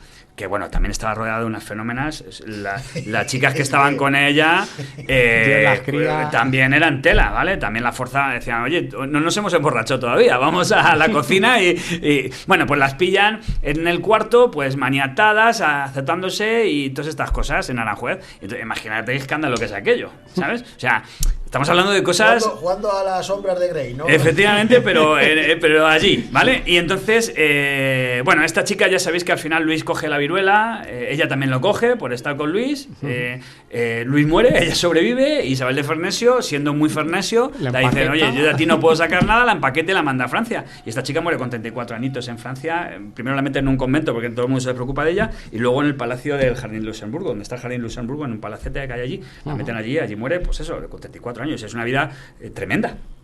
Tremenda. O sea, tiene una parte cómica visto desde el punto de vista nuestro. De hecho, hay una serie que de hace un par de años o de un año, de La Netflix, vida breve, que también Netflix. se grabó en Aranjuez, ¿eh? También se grabó en Aranjuez, en los jardines de Aranjuez también. Así que, bueno... Sabéis que viene la segunda parte de Felipe V. Esa Felipe V, cuando viene la segunda parte, que está el pobre hombre que no se entera de nada, Isabel de Fernesio hace y deshace, pues uno de los divertimentos que tenía en Aranjuez, por ejemplo, el 23 de mayo de 1725, ahí se le va completamente, porque tenemos el Mar de Ontígola. El Mar de Ontígola era una presa que había hecho Felipe II para acumular agua. Se acumula tanta agua que lo hace Juan Bautista de Toledo, por donde Felipe II. Yo es que nombro al rey, pero se da a entender, ¿no? Para acumular mucho agua, para que eso pasara al Mar Chico y de ahí funcionaran las fuentes a través de una canalización. Las fuentes del jardín, pero el jardín está muy por debajo de donde está el jardín, ¿no? Bueno, pues ese mar de Ontígola se aprovechaba, había un templete en el centro y se aprovechaba para hacer naumaquias o para hacer paseos en falúas. Bueno, pues uno de los divertimentos de Felipe V, ese 23 de mayo de 1725, era tirar animales desde un terraplén. Se tiraron 12 toros, 3 jabalíes y un camello. Se tiraron y él, desde un arcabuz, desde una falúa, pues los animales nadaban y él pues los iba matando. Vamos a ver, si hoy en día le cogen los animalistas a le ponen fin, ¿vale? Pero sí, era uno de los divertimentos que se hacía allí. ¿Por qué Felipe V comentaba que deja algo muy importante en Aranjuez? ¿Qué va a dejar? Pues va a dejar a Farinelli. Porque Farinelli, Isabel de Fernesio se lo trae de la corte inglesa. Este hombre ya sabéis que había dado vueltas por toda Europa. Lo ficha, se lo trae para que cante, para calmar a Felipe. Cuando Farinelli canta, Felipe se queda tranquilo. Cuando Farinelli se va a hacer sus cosas, pues Felipe otra vez a hacer la rana y a hacer su historia. Pero claro, cuando Felipe muere, Farinelli se queda en la corte española y dice, bueno, a ver qué va a ser de mí ahora. ¿Y qué hacen aquí? Pues aquí entra dos personas claves en Aranjuez, que son Fernando VI y Bárbara de Braganza. Bárbara de Braganza, una señora que todo lo que tenía de gordita y de fea lo tenía de amable, simpática y de culta, hablaba 5 idiomas, sabía muchísimo de música, su profesor Domenico Scarlatti, nada más y nada menos, ¿no? Y ficha a Farinelli y le dice, oye, vamos a hacer de Aranjuez el mayor esplendor que hay.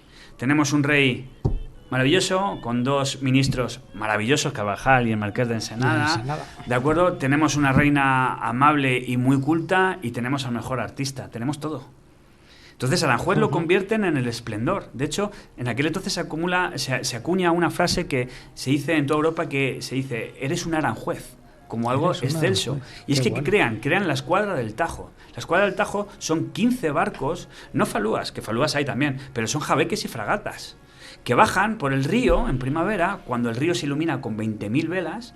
Bajan, en esos barcos van bailarines, van obras de teatro, van músicos, va Farinelli cantando, van los reyes, ¿vale? Y cuando eso baja hasta Palacio, cuando se llega al Palacio, se disparan salvas de cañón, fuegos artificiales, paseos con la corte, banquetes, bailes. O sea, aquello era la envidia de Europa. Estamos hablando de que Versalles tenía envidia de Aranjuez en aquel entonces. Eres un Aranjuez, algo espléndido. Pero claro, este cuento de hadas tiene que tener un fin. Y aquí entra el fin de Bárbara de Braganza.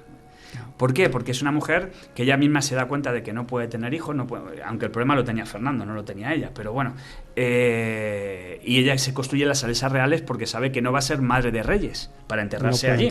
Entonces, bueno, no puede entrar en el Escorial. Entonces, ella en una de estas jornadas, en una de estas fiestas en primavera, en 1758, pues enferma, se desmaya en Aranjuez.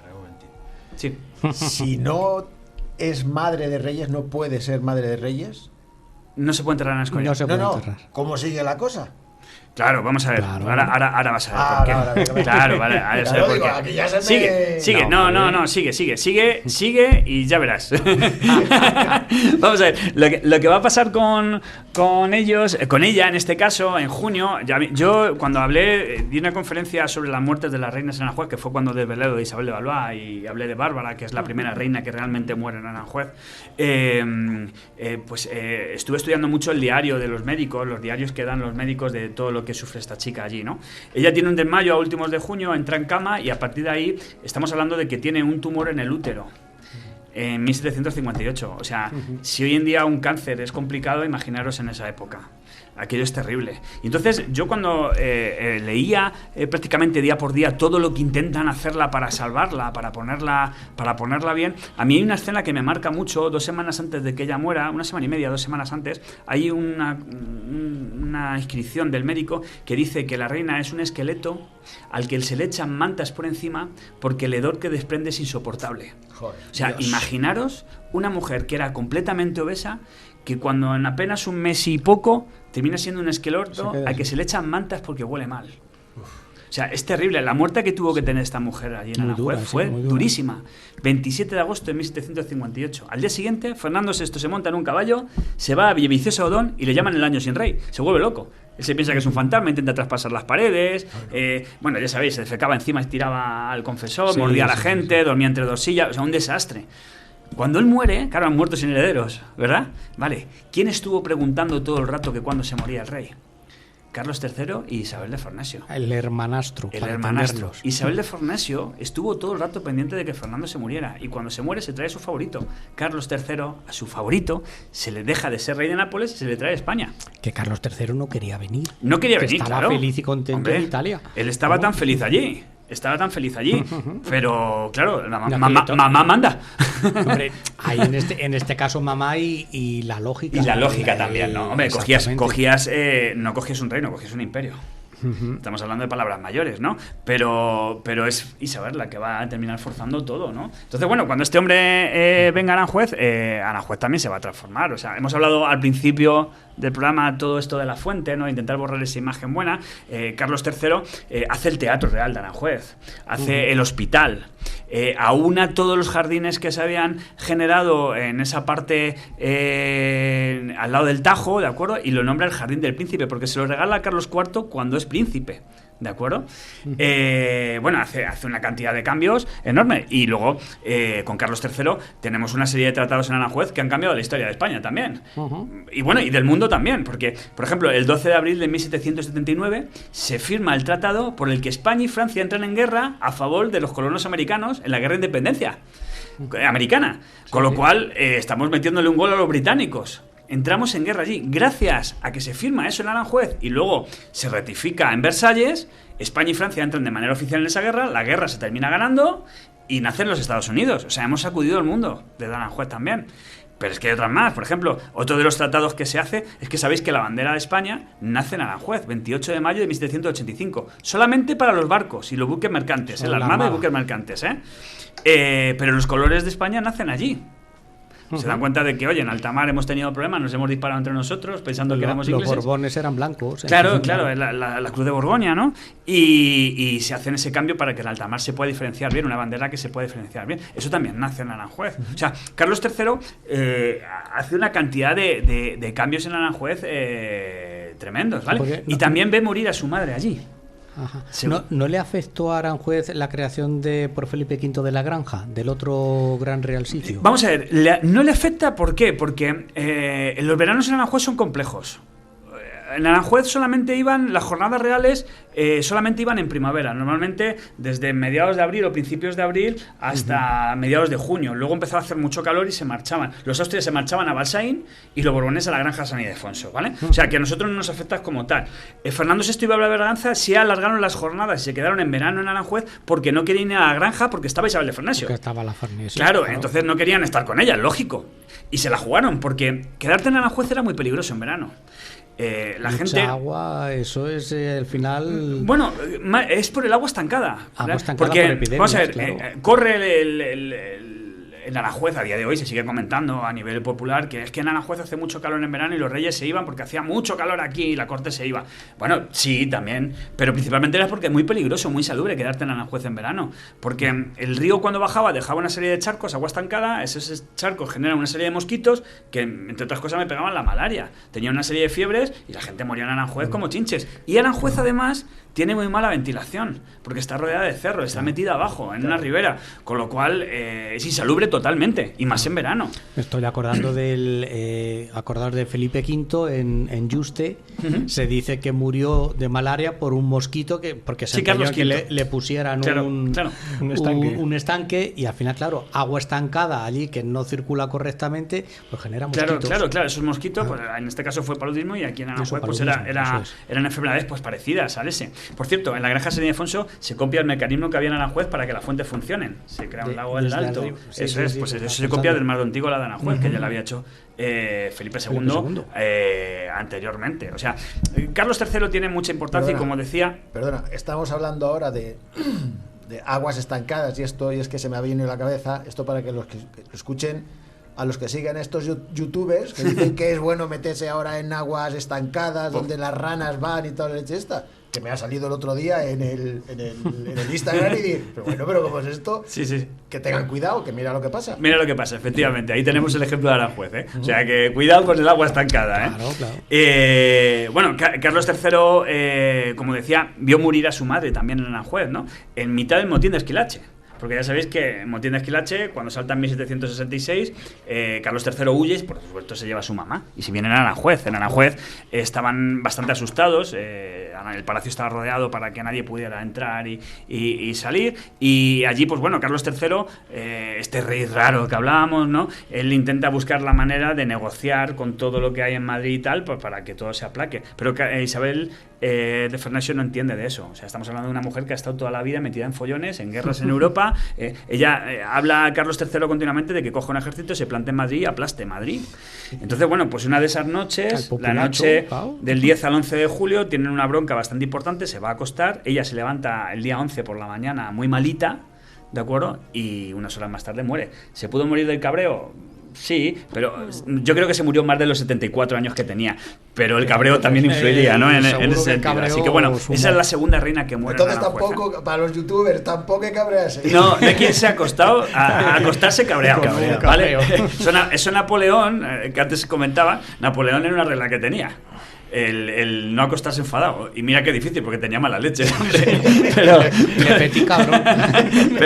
Pero sí, era una de las normas que tenía. Allí, cuando estaba en Elba, a Neil Campbell, que era su carcelero británico, el que le vigila y tal y cual, muchas veces le invitaba allí a su palacete, el Smulini, a cenar, ¿no? Y siempre le terminaba pinchando y los dos terminaban allí. Enganchados. Y entonces, de repente, en esas broncas, Napoleón cambiaba y le daba un abrazo y le tocaba algo al piano y decía, es que yo no me puedo ir enfadar a la cama, así que bueno, anécdotas. Sí, bueno, llegamos a Carlos IV. Carlos IV. Espera, que te voy a cortar yo ahora. Sí. Porque Carlos III muere en 1788. Efectivamente. Por justo antes, un año antes. Y ahora hablo yo y así te dejo descansar.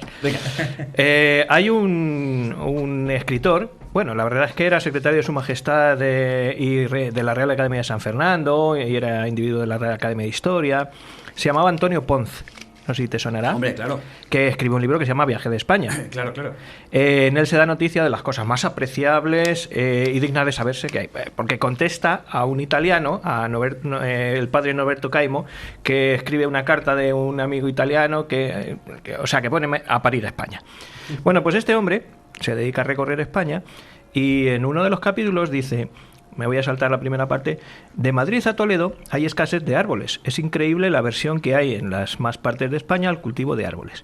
Su necesidad es extremada, a mi entender, y conociéndola al gobierno, manda de cuando en cuando acalorar este ramo importantísimo de la agricultura, pero casi siempre sin provecho. Los Montes de Toledo, cuya extensión, sin contar lo que comprenden varias jurisdicciones realengas y de señoríos, es de 40 leguas, y pertenecen al ilustrísimo Ayuntamiento de la capital. En otro tiempo fueron capaces de surtir de carbón y leña a la mayor parte del rey. No, pero hoy se hallan tan aniquilados que apenas pueden abastecer a Toledo. Llegará el día que ni esto se logrará, sino que si no se pone remedio en establecer los plantíos de pinos, encinas, robles, nogales y de otros árboles y arbustos que podría servir de ejemplo a toda la provincia el pueblo de Santa Cruz de la Zarza, que está comprendido en el partido de Ocaña. Este pueblo, que es de unos 600 vecinos, plantó 40 años hace un pedazo de monte encinar de poco más de 3 leguas de circuito dentro de su término, con tan buen orden y cuidado que parece un jardín. Lo dividió en 10 cuadrantes, de los cuales corta uno cada año, con que abastece al Real Sitio de Aranjuez. Y tal, dice que con eso pagan a la escuela, al maestro, al cirujano, al tal, no sé qué, no sé cuánta. Entonces, Santa Cruz de la Zarza, 1787... Pons tiene en esa descripción, además, él pasó por Aranjuez también. Claro, evidentemente. Y es de las cosas también que se estudian, como Álvarez de Quindós, hay varios, ¿no? Y él está en esa lista de esa descripción de cómo era Aranjuez en aquella época. Es una maravilla. Las descripciones que hace, además, son muy detalladas sobre los sitios y detalles. Pues en este caso da pues fíjate, conocimiento de que la leña que se cortaba aquí bajaba al Real Sitio de Aranjuez para el palacio. Sí, qué bueno. Bueno, como has dicho, Carlos III muere en 1788, en una fecha clave, porque en 1789 salta la Revolución Francesa. Ya tenemos, coge el testigo Carlos IV. Se murió a tiempo. En el momento clave, ¿no? Sobre Carlos IV amplía el hospital, hace una plaza de toros que es la que tenemos, la Bicentenaria, ¿no? Crea la casita del labrador, que antes hablamos de María Antonieta, es como una especie de Trianón dentro del jardín del príncipe, ¿no? Hace allí las fuentes, hace tal, y prácticamente hace muchas cosas en Aranjuez, va mucho a Aranjuez, le gusta mucho a Aranjuez. Ya sabéis que el acontecimiento más importante, ya hicimos un programa entero sobre él, es el motín de Aranjuez, ¿no? Que luego se retrata sobre el tema. Pero hoy quiero aprovechar, dentro de la monarquía de Carlos IV, porque, oye, os he traído el libro de la canción de los guardias balonas, ¿no? Que es mi último trabajo, y tiene que ver sobre la monarquía también de Carlos IV, y sobre todo en sus comienzos. ¿Por qué? Porque esta canción de los guardias balonas sucede el 12 de junio de 1794. O sea, tenemos a un Godoy que ha llegado al poder, secretario de Estado en 1792, lleva 2 años prácticamente en el poder. La monarquía de Carlos IV y María de Palma es muy reconocida, la gente le quiere mucho. En Aranjuez todo el mundo estaba encantado con los reyes, porque en aquel entonces pues no tenían muy buena prensa, se portaban bien, la gente... Un sitio que todo el mundo vive de los reyes, ¿no? Pero tenemos que tener un dato muy importante en aquella época. Mirad, recordad que en 1793, el 21 de enero de 1793, a los franceses se les había ido, después de la huida de Varenne, la cabeza, habían votado por matar al rey, acabar con la monarquía, y a Luis XVI le habían cortado la cabeza. Y esto hizo que toda Europa entrara en guerra contra Francia, ¿no? La Francia republicana, o sea, la Francia revolucionaria. Bueno, pues en Aranjuez, el 23 de marzo de 1793, se firma la declaración de guerra contra los franceses, contra la Francia revolucionaria, entonces, bueno, pues en Aranjuez ver a los franceses era una cosa malísima, ¿de acuerdo? No teníamos una buena estima, pero bueno, nos respetábamos con ellos. Sabéis que esa guerra empieza muy bien, pero en 1794 ya nos va muy mal. Nos va muy mal. O sea, Godoy ya empieza a estar apurado el tema, ¿no? Entonces, bueno, ¿qué pasa el 12 de junio de 1794 en Aranjuez? Pues que unos guardias baronas de origen francés. Este cuerpo de guardia balonas ya sabemos que era un cuerpo de élite, o sea, son gente que medía un 80 y tantos, en aquella época es una barbaridad, eran gigantes, gente que sabe pelear bien. Enfrente del Palacio Real de Aranjuez existen los cuarteles de guardias españolas y guardias balonas. Los de española, origen español, balonas, origen francés, pero como eran cuerpos de choque, pues tenían muchas pérdidas, con lo cual en sus filas estaba empezando a entrar mucha gente española que pues tenía un familiar francés o tenía un apellido francés o que decía algo, bonjour y iba para adentro. Para adentro, ¿no? Hace falta, ¿no? Bueno, pues en este caso, ese día tienen un día de permiso 10 guardias balonas y se van a una taberna nueva que se ha hecho en un barrio que se llama el Barrio Nuevo y entran en la taberna y se ponen borrachos. Bueno, la gente del pueblo está con ellos, la gente también está borracha, verano, todo el mundo allí bebiendo sin ningún tipo de problema, y dentro de esos 10 guardias balonas hay un guardia balona española que se llama Jaime Gloria. El caso es que ellos cantan un montón de canciones, ¿no? En francés, nadie se entera y están allí a su aire, ¿no? En ese momento entran 4 guardias españolas, uno de ellos se llama Pedro Grande, ¿no? Y están allí bebiendo y tal y cual, y de repente los franceses los valonas empiezan a cantar una canción en francés que nadie entiende, pero que entre ellos hablan que se ha puesto de moda en Francia, que es la marsellesa. Empiezan a cantar la marsellesa. Allí nadie se entera de nada. Pero ¿qué pasa? Que Jaime Gloria, que está borracho y es español, empieza a cantarla en castellano. Claro, cuando la gente de Aranjuez empieza a escuchar lo que dice la letra de la marsellesa en castellano, cuando todo el mundo vive del rey y quiere al rey, y encima estamos en una guerra contra los franceses y vamos perdiendo, pues imaginaos la que se va a montar. Claro, que canten esos soldados al final que al servicio del rey de España. Claro. Entonces, bueno, se monta una trifulca enorme, la gente del pueblo fuera monta follón y les dice a los 4 guardias españoles, escucha, o los paráis vosotros o los paramos nosotros. Claro, estos 4 pobrecitos que se comen un marrón enorme, van allí, intentan calmar a los franceses, oye, dejad de cantar, que mirad la que os van a montar. Bueno, esto se ven arriba y dicen que nanay de la China, ¿no? El conflicto va a más, los españoles ya al final dicen, sí, ¿no salís? Pues nosotros nos vamos. Y a la que salen fuera, la gente del pueblo dice, o entráis y los calláis, o ahora ya sí que sí. Bueno, entran, al final la trifulca va a más, terminan sacando las espadas, y cuando, claro, van a hacer frente a 10 soldados de élite es imposible, empiezan a recular, cuando reculan se encuentran al pueblo. Claro, estos guardiabalonas, cuando ven que se van a enfrentar al pueblo, dicen, bueno, pues por la calle del medio, vamos a por ello. Bueno, pues en ese momento tuvo que intervenir la guardia de inválidos, que también estaba en Aranjuez, y parar aquella trifulca. Bueno, aquella trifulca fue tan tremenda y tan conocida que hasta el propio Godoy tiene que intervenir al final, y al Godoy se le pide que se castiga a esos guardiabalonas por contar en contra de la corona y Godoy al final se comete un error, que es no castigarlos. ¿Por qué? Él dice que necesita soldados de élite, que no puede castigar a los guardiabalonas cuando lo necesita por una guerra que va perdiendo. Eso sembró ya en la población de Aranjuez un odio hacia Godoy. Eso te iba a preguntar. Claro. ¿Pudo surgir de ahí la mala prensa? Es parte de la mala prensa. Esa es la primera semilla, y esa semilla nace en el pueblo. Esa semilla no nace de María Antonia Nápoles, que hablamos de ella, ¿os acordáis? Sí, que se casa con Fernando, ni de no viene de las altas élites, viene del pueblo. Viene de la Oye, gente. nos has dejado vendido. Unos franceses cantan contra el que nos da de comer y tú los defiendes. Tú eres un sinvergüenza.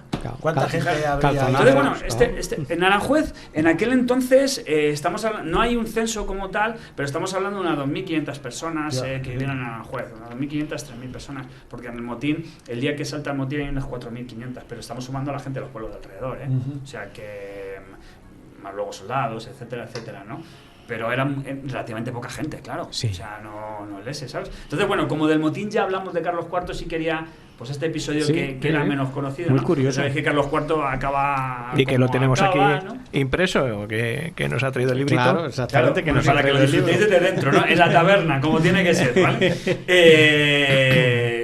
Carlos IV cae, ya sabéis que Napoleón se la juega a todos en Bayona y llegamos a esa ocupación francesa. La ocupación francesa en Aranjuez no fue cómoda, no fue todo lo agresiva que podía haber sido, pero no fue cómoda. Y os cuento otra cosa desconocida. El 2 de mayo lo conocemos todos. El pueblo de Madrid se levantó contra los franceses, ¿no? Al grito de que se los llevan, ¿no? Van a sacar a Francisco de Paula y todo esto, ¿no? Pues el día 1 de mayo en Aranjuez ya estábamos a tiros con los franceses. Unas chicas están en una huerta, unos soldados franceses se sobrepasan con ellas, la gente del pueblo se enciende y nos liamos a tiros con ellos durante horas. El 1 de mayo. Es posible que mucha de la gente, porque al final los ribereños terminamos metidos en unas casas asediados por los franceses, y los franceses al final entran y nos cogen, ¿no? Capturan a unos cuantos que al final no lo juzgan porque los prefieren liberar para no tener conflicto con la población, pero hubo mucha gente que escapó de esa trifulca y se fue hacia Madrid. Y luego participan en el 2 de mayo. El 2 de mayo. ¿De acuerdo? No tenemos el número exacto de ribereños que participaron en el 2 de mayo, pero sí tenemos una lista de 7 que fallecieron allí, en la calle del Tesoro. Una de ellas estuvo en el cuartel de Monteleón, o sea, daría para otro programa también, ¿no? Pero sí hubo héroes ahí. Y luego la ocupación francesa... hubo muchos en todo el recorrido de las tropas francesas. Y luego, se iba creando ese caldo de cultivo. dentro de esta invasión francesa, hay un episodio también en Aranjuez. Nosotros en Aranjuez representamos el motín de Aranjuez. Bueno, representamos... Yo sabéis que tengo una lucha tremenda con esto, porque cualquier día van a sacar romanos y un cañón, porque ya vale todo, ¿no? Pero me da pánico. Pero hay un hecho que no se celebra y que tal vez se tenía que celebrar, o por lo menos darle la importancia que tiene, mucha más importancia de la que nosotros damos. Y yo cuando la cuento en Aranjuez, para la gente le es desconocida, y es la creación de la Junta Central Suprema. Mirad, cuando estalla la guerra de independencia, a los españoles nos va muy mal porque hacemos juntas. Los franceses están ordenados, van junta por junta pegándonos palizas. Así hasta que ellos avanzan hacia Andalucía y las juntas que quedan se unen prácticamente, colaboran y ya sabéis que le metemos un meneo. ¿No fue en Sevilla donde se creó? Sí, la Junta Suprema se hace en Sevilla. La Junta Central Suprema en Aranjuez, cuidado, que es distinto. Pero lo de Suprema, la Junta que se hace en Sevilla, que se llama Suprema, lo de Suprema se lo ponen ellos. No, claro. Porque la diferencia con esa... bueno, lo vas a ver ahora cuál es la diferencia. Batalla de Bailén, ya sabéis, le metemos una paliza a los franceses se tienen que retirar y se retiran hasta Burgos. Con lo cual, los españoles nos animamos y decimos, oye, ¿y si nos juntamos todos? Y alguien nos coordina a todos. En vez de tener juntas provinciales, algo que nos coordine a todos. Bueno, en Aranjuez, Floridablanca y Jovellanos negocian, porque los dos quieren mandar, negocian qué podemos crear. Al final se impone Floridablanca, ¿por qué? Porque tenía más poder sobre el sur que no tenía invadida. Jovellanos pues tenía menos votos porque era sobre el norte. Cuando se juntan y crean que van a crear la Junta Central Suprema. La Junta Central Suprema es el gobierno que por primera vez en la historia de España gobierna en nombre del rey sin que el rey esté. En nombre de todos. No de una junta provincial. En nombre de todos. Agrupar a todos. Claro, y nos va muy bien. Nos va muy bien. Muy, muy bien. Esa Junta Central Suprema, el 25 de septiembre de 1808, empieza a legislar en toda España. Para toda España, coordina todo. Pero claro, viene Napoleón. Napoleón viene, nos empieza a pegar una curra que no veas. Y cuando gana en Somosierra y va a entrar en Madrid, pues la Junta Central Suprema sale corriendo de Aranjuez. Se va a Talavera, en Talavera los reciben mal, se van a Sevilla, en Sevilla los reciben mal. Bueno, el conde de Montijo, que es el que da el golpe de Estado en Aranjuez, uno de los que da el golpe de Estado, intentó dar un golpe de Estado a la Junta Central Suprema en Sevilla también. Bueno, este personaje, la Junta Central Suprema, termina yéndose a Cádiz con el empuje francés y allí quedan. Y allí también los tachan de cobardes. Y entonces hacen una cosa muy española, que es cuando algo no funciona, cámbialo de nombre. Se disuelven y crean el Consejo de Regencia. Y como eso sigue sin terminar de funcionar, terminan creando el ¿qué? Las Cortes de Cádiz. La semilla de las Cortes de Cádiz es la Junta Central Suprema de Aranjuez, que se crea en 1808. Cuidado, ¿eh? Caminito. ¿Qué quiero decir? Pues que gracias a esas Cortes de Cádiz, ya sabemos todo lo que generan, ¿no? La PEPA, la Constitución, el empuje que hacen, la coordinación que generan, terminamos ganando la guerra de independencia. Pero hay que pensar que si en Aranjuez no se hubiera creado la Junta Central Suprema, pues hoy tal vez todos seríamos franceses y nuestra capital sería París. Así que la importancia de esto es enorme. ¿Qué tenemos en Aranjuez para celebrarlo? Pues cuando se cumplió 200 años de aquello, se hizo un monolito enfrente de un pub, no es broma, es un sitio que hay un pub, enfrente hay un monolito que nadie conoce, y entonces yo todos los fines de semana, cuando termino las rutas y voy a mi casa a las 2 de la mañana, veo a la gente meando allí, o sea... cuando esto tenía que estar cerca de donde se crea la Junta Central Suprema, que es la Capilla Real de Palacio. Y esto sí hay que celebrarlo. Y esto sí que hay que darle importancia. El golpe de Estado, también, si lo contáramos bien. Pero la Junta Central Suprema sí. Hoy en día, cuando la obra de teatro se empieza, el Motín de Aranjuez se empieza, ¿sabéis quién sale hablando en la primera? La Constitución de Cádiz, la PEPA. Vamos a ver, es como si yo quiero promocionar a Aranjuez y promociono Benidorm, hablo de Benidorm. Vamos a ver, ¿qué tiene que ver? Sí, son historias completamente distintas. ¿Dónde se encuentra el monumento este? Es que voy a hacer publicidad del pub, entonces no quiero. No, pero de la calle. Está en un sitio que se llama Los Fogones, enfrente, ¿vale? Al lado del Palacio Silvela.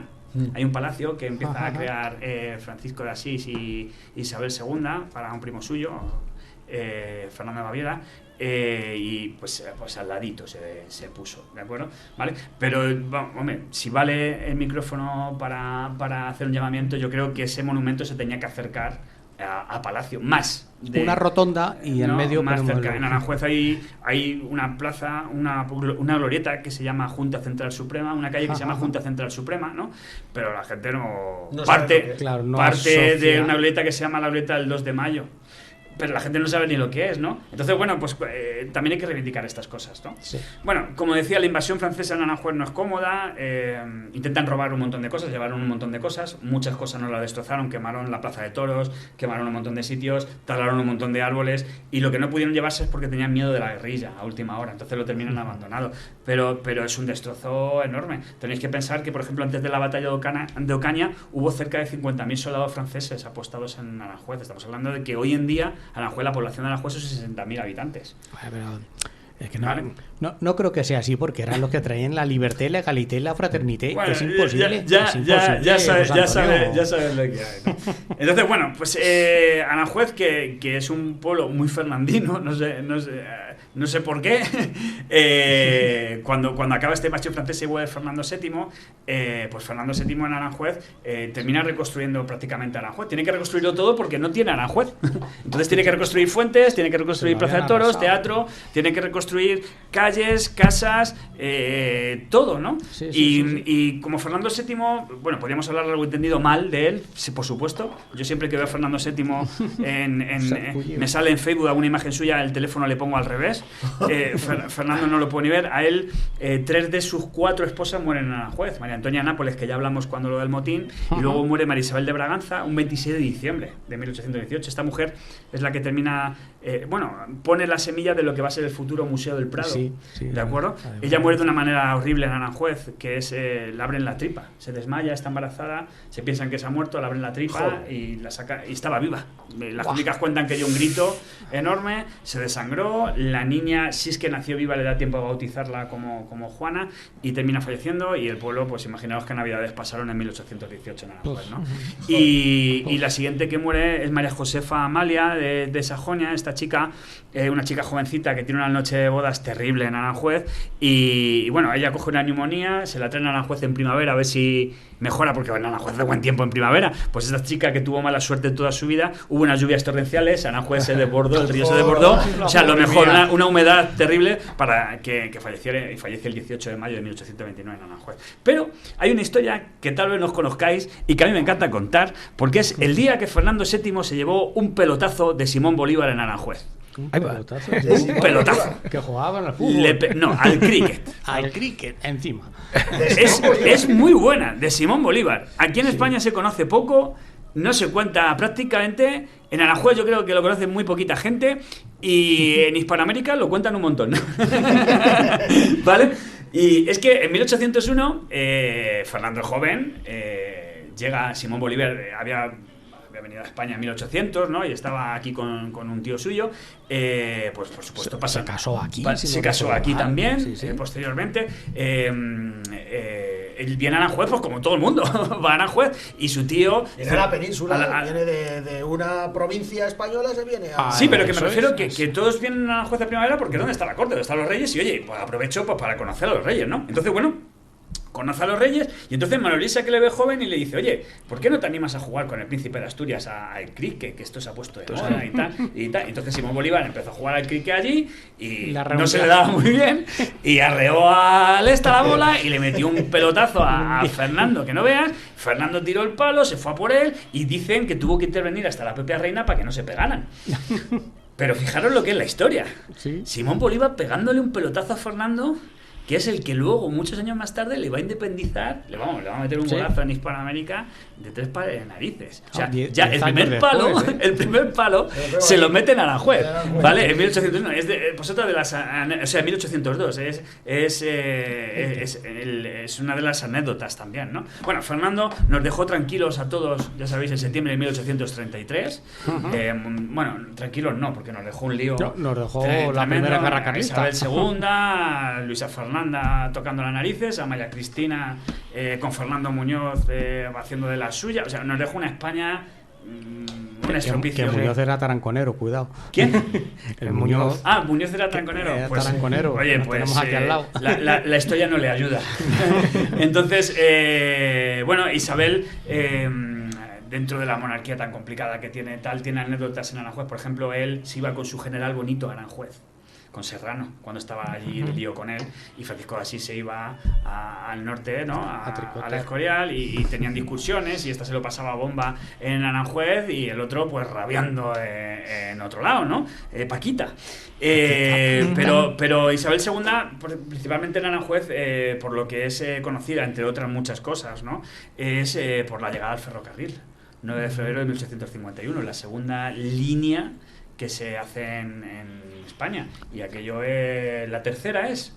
Yo creo que es la segunda, ¿eh? Barcelona-Mataró. Barcelona-Mataró. ¿Y luego?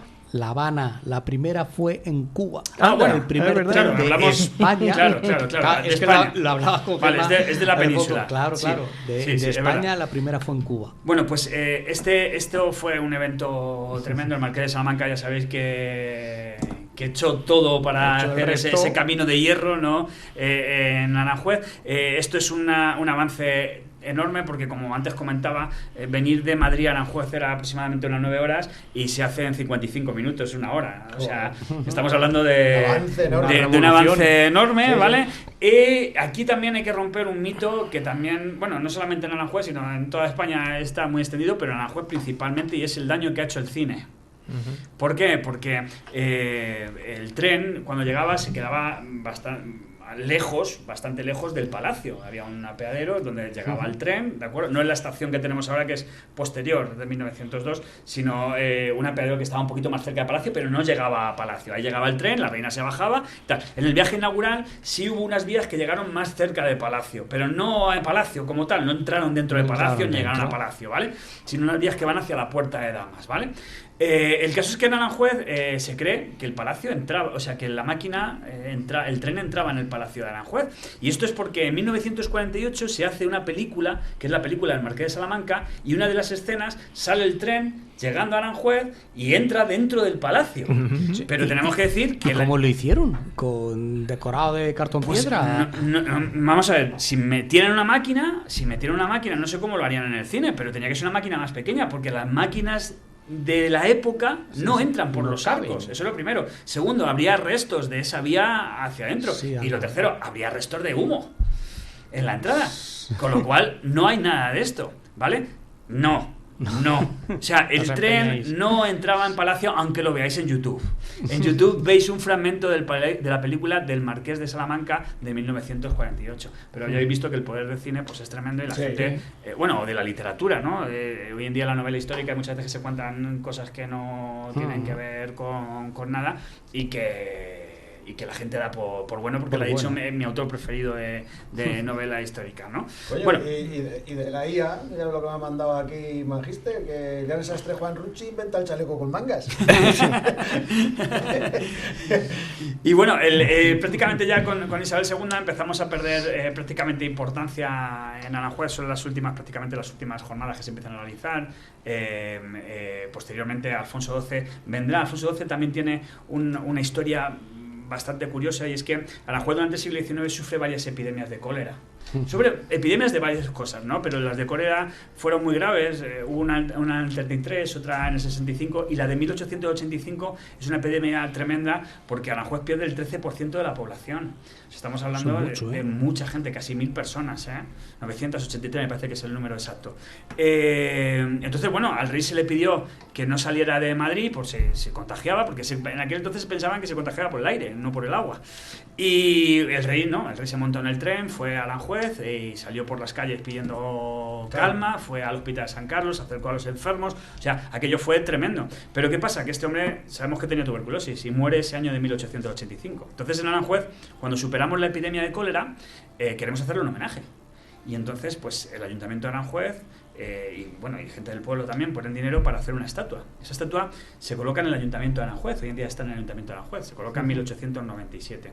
Y se invita a María Cristina y a un Alfonso XIII chiquitito que viene a inaugurar, ¿no? Y entonces, cuando se hace la inauguración, cuentan que la reina volvió llorando a Madrid de la emoción. Y entonces ahí firma un real decreto para que el Ayuntamiento de Aranjuez deje de ser Ayuntamiento de Aranjuez y sea el Ilustrísimo Ayuntamiento de Aranjuez.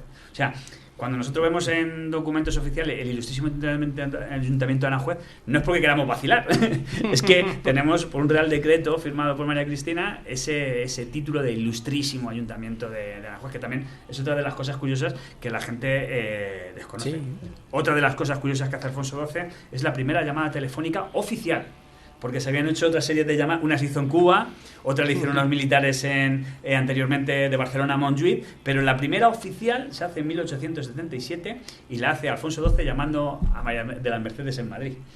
Así que bueno, es otra de las cosas curiosas. Y luego ya pues tenemos un Alfonso XIII que bueno, es otra de las monarquías que yo creo que después de Fernando VII le está dando la mano. Este hombre ya solamente venía un día, venía en coche con sus amiguetes, comía en Aranjuez, iba al hipódromo, según yo he podido leer, veían las películas porno en la sala de fumar del Palacio también. Esto lo cuenta, hay un autor que tiene un libro maravilloso que se llama Ricardo Lorenzo, que se llama Pasaron por aquí, ese libro, en el que cuenta una anécdota de una persona que yo considero un maestro. Él se enfada cuando yo llamo maestro, pero para mí es una persona maravillosa, muy muy culto. Tengo el gran honor de contar con su amistad, que se llama Tomás Ruiz Cabrera, y este hombre en este libro, Ricardo Lorenzo, cuenta que Tomás Cabrera le había contado, que Blas Guirao le había contado, ¿no?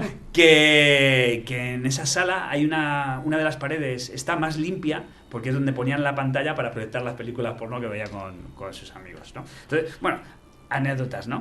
Y ya llegaríamos, pues prácticamente con Alfonso XIII estamos en el siglo XX y enlazamos prácticamente con el principio que hemos hablado del programa, ¿no? Con estas tres patas que hacen Aranjuez universal, que son maestro Joaquín Rodrigo, Santiago Ruiseñor y José Luis San Pedro, ¿no?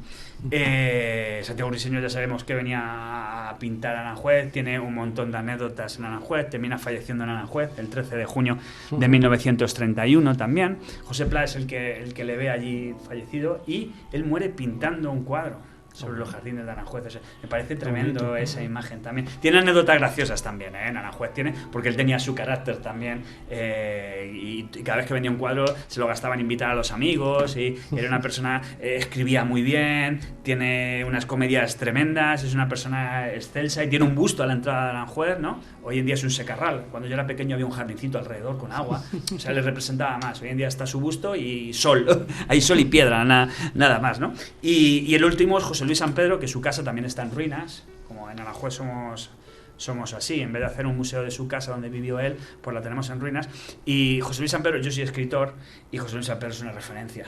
Total. Él va a morir también en Aranjuez, y ahí, dentro de todas las anécdotas que él tiene en Aranjuez y de las cosas que cuenta, este es el cuarto año que se va a representar. 3 años, yo creé una obra de teatro basándome en una cosa que pasaba en Aranjuez, que eran los gancheros. Los gancheros bajaban los troncos por el río Tajo. José Luis San Pedro tiene un libro que es El río que nos lleva. Sí. Bajaban los gancheros, bajaban la maderada del siglo XVI, se hacía desde Guadalajara por el Tajo hasta Aranjuez. Alto Tajo, sí. Claro. Dime, sí, eso es desde Alto Tajo, eso es. Y hasta Aranjuez, luego se dejaba sacar y se utilizaba en Aranjuez esa madera, ¿no? Y entonces él cuenta que cuando él viene a vivir a Aranjuez y es muy pequeño, una de las imágenes que tenía grabadas es que un día se acerca al río y de repente no estaba el río, eran todo maderas. O sea, imaginaos la cantidad de troncos que esta gente, jugándose la vida, llegaba a bajar en esa maderada, ¿no? Y eso, bueno, pues también hace. Y cuando escribe El río que nos lleva, otra de las cosas que es admirable y que intentamos, vamos, o yo por lo menos, siendo Aranjuez, creo que es un espejo, es el tema de la documentación. Él lo lleva al extremo. Y cuando escribe este libro del río que nos lleva, él dibujó todo el Tajo, hasta el Alto Tajo, rincón por rincón, población por población, se lo conocía todo y visitó todo. Me parece tremendo para escribir un libro, ¿no? Conocía hasta el milímetro de ese río, ¿no? Que eso es lo bueno, saber de qué escribes, no solamente con la imagen. Claro, hombre, yo es la parte, cuando yo escribo, la parte de la documentación es la que más me gusta, y yo creo que en el infierno hay un sitio reservado para escritores para que corrijan internamente obras, es la parte más desagradecida, ¿no? Documentarse y escribir es maravilloso, corregir es un infierno. Claro. Entonces, bueno, José Luis San Pedro, pues ¿qué podemos decir de él también? ¿No? Hemos tenido la suerte de tener a Aranjuez y que también les inspirara. Y para rematar todo esto, pues ya sabéis que el 14 de diciembre del año 2001, pues Aranjuez, la UNESCO lo nombra Paisaje y Patrimonio Cultural de la Humanidad. O sea, somos una ciudad universal que hay que conocer, que hay que cuidar y que hay que preservar y mejorar. ¿Todo se intenta hacer en Aranjuez? Yo creo que no, tenemos unas carencias importantes. Pero bueno, yo pongo mi granito de arena, yo llevo paseando con los niños 8 años contándoles por todas estas cosas y más, poniendo mi granito de arena para tener futuras generaciones de Aranjuez que sepan su historia realmente, incluido el motín, ¿no? Y aquí viene otra anécdota de hace un mesecito que hicimos una obra de teatro con el Colegio Vicente Alexandre, niños muy pequeños de tercero, que hicieron el motín de Aranjuez con un rigor histórico tremendo. Yo me impliqué, hemos estado 9 meses, ellos hicieron sus trajes, no recibieron ninguna ayuda económica de ninguna parte, fueron todas las autoridades, fueron medios de prensa, fueron todos, y yo quiero pensar que no se ha dado publicidad porque yo estaba metido en medio y hacia mí ahí por lo que hay, y eso no lo puedo evitar y lo que intento justificar así, porque no quiero pensar que se haya querido lanzar un silencio sobre niños de 8 años porque hayan contado las cosas con rigor. Así que, bueno, esto es lo que hay. Y lo más bonito para nosotros es que lo tenemos ahí al lado. Es que el Tajo lo tenemos ahí a 5 kilómetros y Aranjuez nos tiramos de cabeza y llegamos allí. Un pasito, exactamente. Nosotros tenemos la costumbre. Tenéis un paseo y un amigo para visitarlo también. Que sí. Pues nosotros nos escapamos de vez en cuando a desayunar. Digo, bueno, vamos a desayunar allí a Aranjuez y a dar un paseo por los jardines. Pues porque esto, yo animo yo Aranjuez es un sitio que amo. O sea, amo con todas mis fuerzas. Tengo una pasión tremenda. Algunas veces pienso que es una mujer muy bonita a la que digo cosas maravillosas y ella muchas veces no me quiere hacer caso, ¿no? O me desprecia. Pero aún así me encanta. No puedo evitar seguir hablando de ella, seguir estudiándola, seguir mejorándola y proyectándola en el tiempo, ¿no? Yo sé que estoy sembrando un pequeño árbol que hoy en día está creciendo con estos niños, pero que algún día crecerá tanto que me dará sombra. Ya seré mayor cuando me dé sombra, ¿no? Pero estoy convencido de ello, ¿no? Yo te quiero agradecer el que hayas venido y con esta pasión que lo cuentas y con esta lucha que tienes, porque me parece una idea fenomenal empezar desde los más chiquiticos ya que no puedes cortar cabezas por arriba y meterles la historia en empezar desde abajo y hombre, los adultos hay parte que también escucha, ¿no? Pero muchas veces es más reacio cuando tú intentas cambiar una historia que ellos han creído desde pequeños. Es difícil, yo lo entiendo. El motín es una cosa muy compleja para que alguien que te ha contado tus abuelos, tus padres, todo el mundo, que tú luchaste por la libertad y tiraste a un tirano, cuando llega alguien y te demuestra, porque yo lo demuestro con documentos y con crónicas, que realmente te engañaron, te emborracharon y diste un golpe de estado, no es agradable, pero ya ha pasado mucho tiempo. Claro, y la historia de Aranjuez es eso, ¿no? Y ahí también. La parte folclórica es la que se vincula al turismo, el turismo es el que trae el dinero y esa parte folclórica no se puede evitar. Claro. Lo que pasa es que, bueno, hay una diferencia, porque antes el turismo que visitaba los sitios iba a verlo y ya está, no conocía, ¿no? Pero hoy en día la gente se preocupa mucho en leer, en saber lo que va a ver, ¿no? Y cuando yo lo veo muchas veces, cuando la gente va a ver el motín de Aranjuez, te pongo ese ejemplo, te podría poner otros, ¿no? Pero cuando va a ver el motín de Aranjuez, mucha gente sale enfadada, porque ellos saben la historia. Cuando tú lees, empiezas a encontrar la versión que es la buena y te das cuenta de lo que se representa y entonces sales un poco... Claro. Hay gente que sale mosqueada. Claro. Pero bueno, oye, si todo eso empuja a que la gente lea, estudia e intente Aranjuez verlo de una manera distinta. Aranjuez es un sitio maravilloso. No quedémonos con la primera capa de ir a pasear los jardines, ver el palacio, ver sus calles, sus fuentes. Hay muchas más capas. Está la capa de todas estas historias que son maravillosas, que se pueden conocer, y ves Aranjuez de una manera distinta porque estás en los sitios, en los rincones donde pasaron, y hay una tercera capa, incluso una cuarta, pero una tercera capa que es la que te transmite todo eso que se generó desde el Renacimiento y que no eres capaz de ver, ¿no? Entonces a mí me parece maravilloso cuando a la gente tú le explicas, oye, mira, esto es esto, el sitio, luego le cuentas las historias que pasó y luego le cuentas por qué está teniendo esas sensaciones en los jardines, ¿no? O en cualquier otro sitio, y la cara que ponen pues es una maravilla. Pues qué gozada. Encantado. Yo te voy a llamar para bajar. Claro que sí, hombre. Yo encantado, sí, de recibiros, como digo yo, en mi Real City Villa. Además que, bueno, como te he dicho, mi padre es de Aranjuez, yo tengo familia en Aranjuez, y yo, sobre el motín de Aranjuez, yo tengo un recuerdo. Mi tía Amparo, que todavía vive, gracias a Dios, bueno, pues ella es valenciana, fíjate, pero recuerdo que bajaron, pues antiguamente venían a pasar 15 días en Aranjuez, otros 15 días aquí, o 5 días o 3 días, y se bajaron a Aranjuez y llamaron a mi padre enseguida, porque mi tío no vino mi tía. Y Juan, vente a por mí, que aquí se están pegando tiros. Yo tengo un miedo tremendo. Esto un lío. Sí. Yo me acuerdo que me lo decía y claro, yo era muy chiquitín, pero eso se me quedó, claro, que es lo que pasaba. Yo me acuerdo que yo era pequeño un año, moló mucho porque yo era pequeño y yo alucinaba. Yo me ponía allá al lado y alucinaba. Trajeron hasta un cañón para saltar la casa.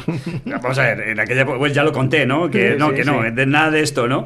Pero ver un disparo, un cañón allí al lado tuyo, cuando yo tenía pues 8 o 9 años, aquello era una goza. Claro, pero nada, no tiene nada que ver. Aquí se ha vuelto otra vez a tirar el pelele por la ventana. La gente dice, sí, le tiramos por la ventana, le mataron. Ya sabemos que a Godoy nada de eso, ¿no? Hay mucho por hacer. Mucho por hacer, y yo pensaba que bueno, vamos poniendo esa semilla con los niños han empujado, saben la verdad y representan la verdad. Pensaba que esto iba a cambiar, pero he visto un silencio sepulcral desde la primera autoridad. Hablo de alcalde, concejales, sin ningún tipo de partido político, todos. Un silencio tremendo de la prensa, un silencio tremendo de tal, porque se ha contado la verdad. Y hacerlo... Y eso, quiero pensar que se hace a mí, ¿eh? Y hacerlo continuo, o sea, no hacerlo un año... Eso es lo que queremos empujar. Hay 3 personas maravillosas que se llaman José Ramón, Agustín e Isabel en ese colegio, Vicente Alessandre, y ellos quieren dejarlo implantado año tras año para que todos los niños que pasen por el curso de tercero de Vicente Alessandre representen su historia con rigor, con una valentía y con una dignidad enormes, para que el día de mañana en Aranjuez se sepa lo que ha pasado. Pero los adultos que se sientan a verlo, pues tenemos lo que tenemos. Esos niños llegarán adultos. Sí. Es cuestión de tiempo. Esto es una lluvia fina que va calando. Ahí está lo ¿sabes? que... ese es mi árbol. Ese es mi árbol. ¿Sabes? No lo tomes por la parte personal, como decía Rafa. Seguro que hay intereses económicos detrás, en el sentido de, ostras, es que si esto deja de ser tan happy, pues a ver si va a venir menos gente a verlo. Yo siempre he pensado que ellos eran los que lo cambian, pero yo soy una de las personas que cuando dice, oye, esto está mal y todo el mundo se queja, yo no digo, vale, está mal también como los demás. Mi mujer me echa muchas veces las broncas, pero porque yo pienso y digo, oye, ¿y qué puedo hacer yo para cambiar esto? Pues en este caso, en la historia de Aranjuez, me ha pasado eso. Yo, por ejemplo, yo empecé a trabajar con los niños y escribí el libro de la historia de Aranjuez para niños precisamente por eso, porque yo iba a las conferencias, iba a las charlas y yo veía que yo era más joven y yo joven no soy. Entonces yo decía, bueno, ¿y cómo puede ser esto? Esto tiene que cambiar. Mi hijo no quiero que crezca sin saber la historia de Aranjuez. Y entonces generé ese libro para generar una herramienta y a partir de ahí empecé a trabajar con los colegios, etcétera, etcétera, etcétera, ¿no? Esa fue la primera piedra que moví y es la que sigo empujando y sigo moviendo. Y de hecho, este año he desechado un montón de proyectos y distintos proyectos y distintas cosas porque yo los colegios no quiero dejarlos. Los colegios es una cosa que creo que es personal. Mía, me siento bien cada vez que yo cojo un grupo de 40 niños, les explico la historia de Aranjuez, se van a su casa, cogen a sus padres y les cuentan 200 películas y los padres alucinan. Eso es maravilloso, ¿no? Aquí te podemos contar la historia de 2 que nos rompieron la infancia el primer día. Iba a contarlo antes, pero sin corazón ninguno. Pero esto sí me querían empalar porque Recaredo no pasó por aquí ni había ninguna cruz prendida. Si lo hacía mi abuela, pero bueno, es necesario, ¿no? Todas estas cosas es necesario. No es revisionismo, sino simplemente el buscar el rigor histórico, ¿no? que debe prevalecer. Si todos repetimos lo que hemos escuchado, al final todo se desvirtúa, se pierde. Vamos a ver, escucha a quien sabe de ciertos temas. Yo todo esto no lo he aprendido solamente porque he estudiado, sino porque he escuchado y he tenido la suerte de tener al lado personas como pues eso, Tomás Ruiz Cabrera, otra persona que también admiro mucho que se llama Luis de la Vega, gente que son maravillosas, que estudian, que saben mucho de Aranjuez y que me he sentado a escuchar y me han dicho, mira, José, esto, lo otro. Yo también luego he abierto mis caminos y mis cosas, por supuesto, ¿no? Porque todo el mundo evoluciona, pero hay que ser así, no hay que ser cerrado. No hay que... Yo he leído, me han contado a mí tal y cual, o yo, como me dijo mi abuelo, esto es esto. No, hombre, vamos a abrirnos, vamos a buscar, vamos a contar la historia tal como es, porque es una manera de hacer justicia a la gente que vivió estos acontecimientos. Buenos o malos, fuera como fuera, pero es justicia a ellos, ¿no? no contar una mentira. Que justo sería que el día de mañana contaran nuestra biografía y la contaran mal. Claro. ¿No? Pues No, nos gustaría que hubiera alguien que realmente dijera, no, hombre, esta persona hacía esto o lo otro, tal y cual, de una manera correcta, ¿no? Qué bien. Pues hasta aquí. Oh, qué buen final de temporada. Sí. Qué maravilla. Sí, yo creo que espectacular. Es uno de los mejores. No sé, Joa, si nos da tiempo a dar redes sociales. Decirlo, que yo voy a hacer un pis, que me he tomado 3 botellas de bueno. Y ahora lo tienen que saber todos los oyentes, ¿verdad? Pues mientras que lo va diciendo, te vas a hacer pis, pero estás aquí para la despedida. Venga. No corras, que está con la hernia hecho polvo. Si es que tampoco. Tiene que sacar ahí. Se nos va a mear. Entonces, redes sociales. Venga, que escucha, que por cierto, esto que estoy poniendo, que no, a lo mejor tú, José Antonio, sabes. Mira, escucha. A ver, por aquí lo tengo. Hombre.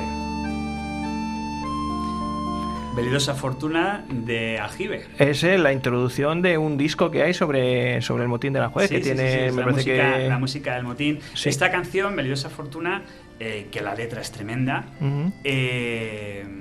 es un emblema del motín de Aranjuez, porque es el momento en el que Godoy cae, ¿no? Y le dice pues que oye, él antes siendo rey, o sea, siendo una persona cercana a los reyes y tal, que te has creído, ves como la fortuna da vueltas y vueltas y al final pues has terminado como has terminado, ¿no? Es tremenda esta canción, es maravillosa, y la música es Aljibe, nada más y nada menos. Pues eso, es ese disco que está dedicado, y mira, con él vamos a dar las redes sociales, si te parece. Venga, pues... Venga, empezamos con nuestro muro de Facebook, No me cuentes historias, donde vamos a acabar con 1.600 prácticamente seguidores. ¿Por dónde nos podéis seguir también? Pues por Instagram, nome_cuentes historias.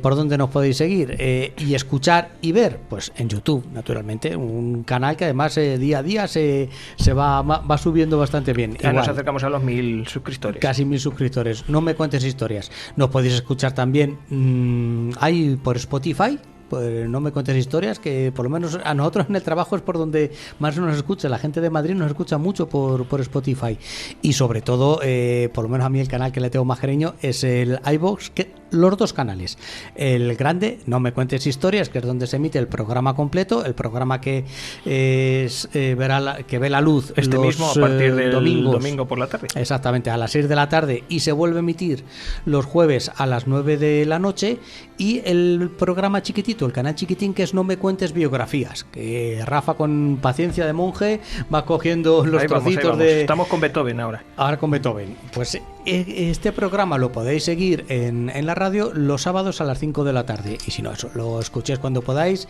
en la parte de No me cuentes biografías. En iVoox. Pues todo eso tenemos. Que estaba diciendo yo, Gemma, esto te afecta, que el otro día hicimos un programa sobre Marilyn Monroe, ¿verdad? Precioso, una maravilla. En iVoox está funcionando muy bien. Pues YouTube no lo ha capado. ¿No?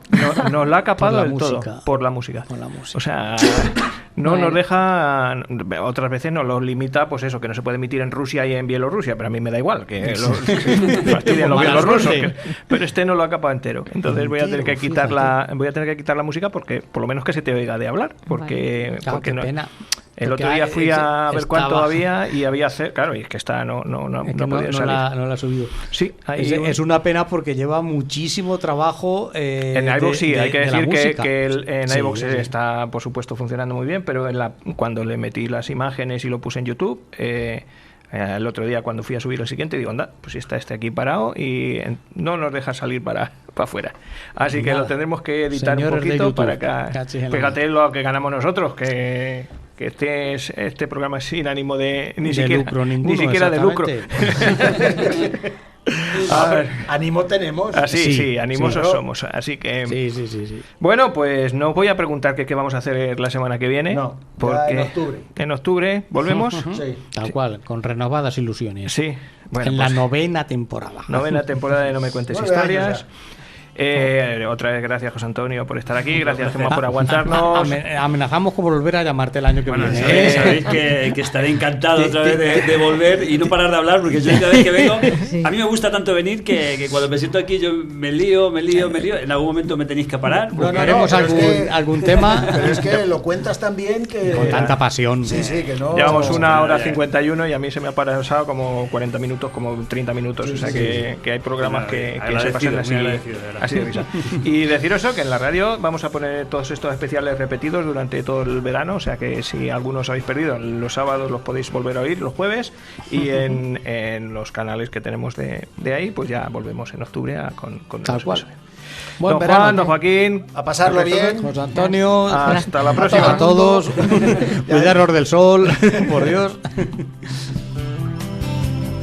es el ser? ¿Qué es la esencia? ¿Qué es la nada? ¿Qué es la eternidad? Somos alma, somos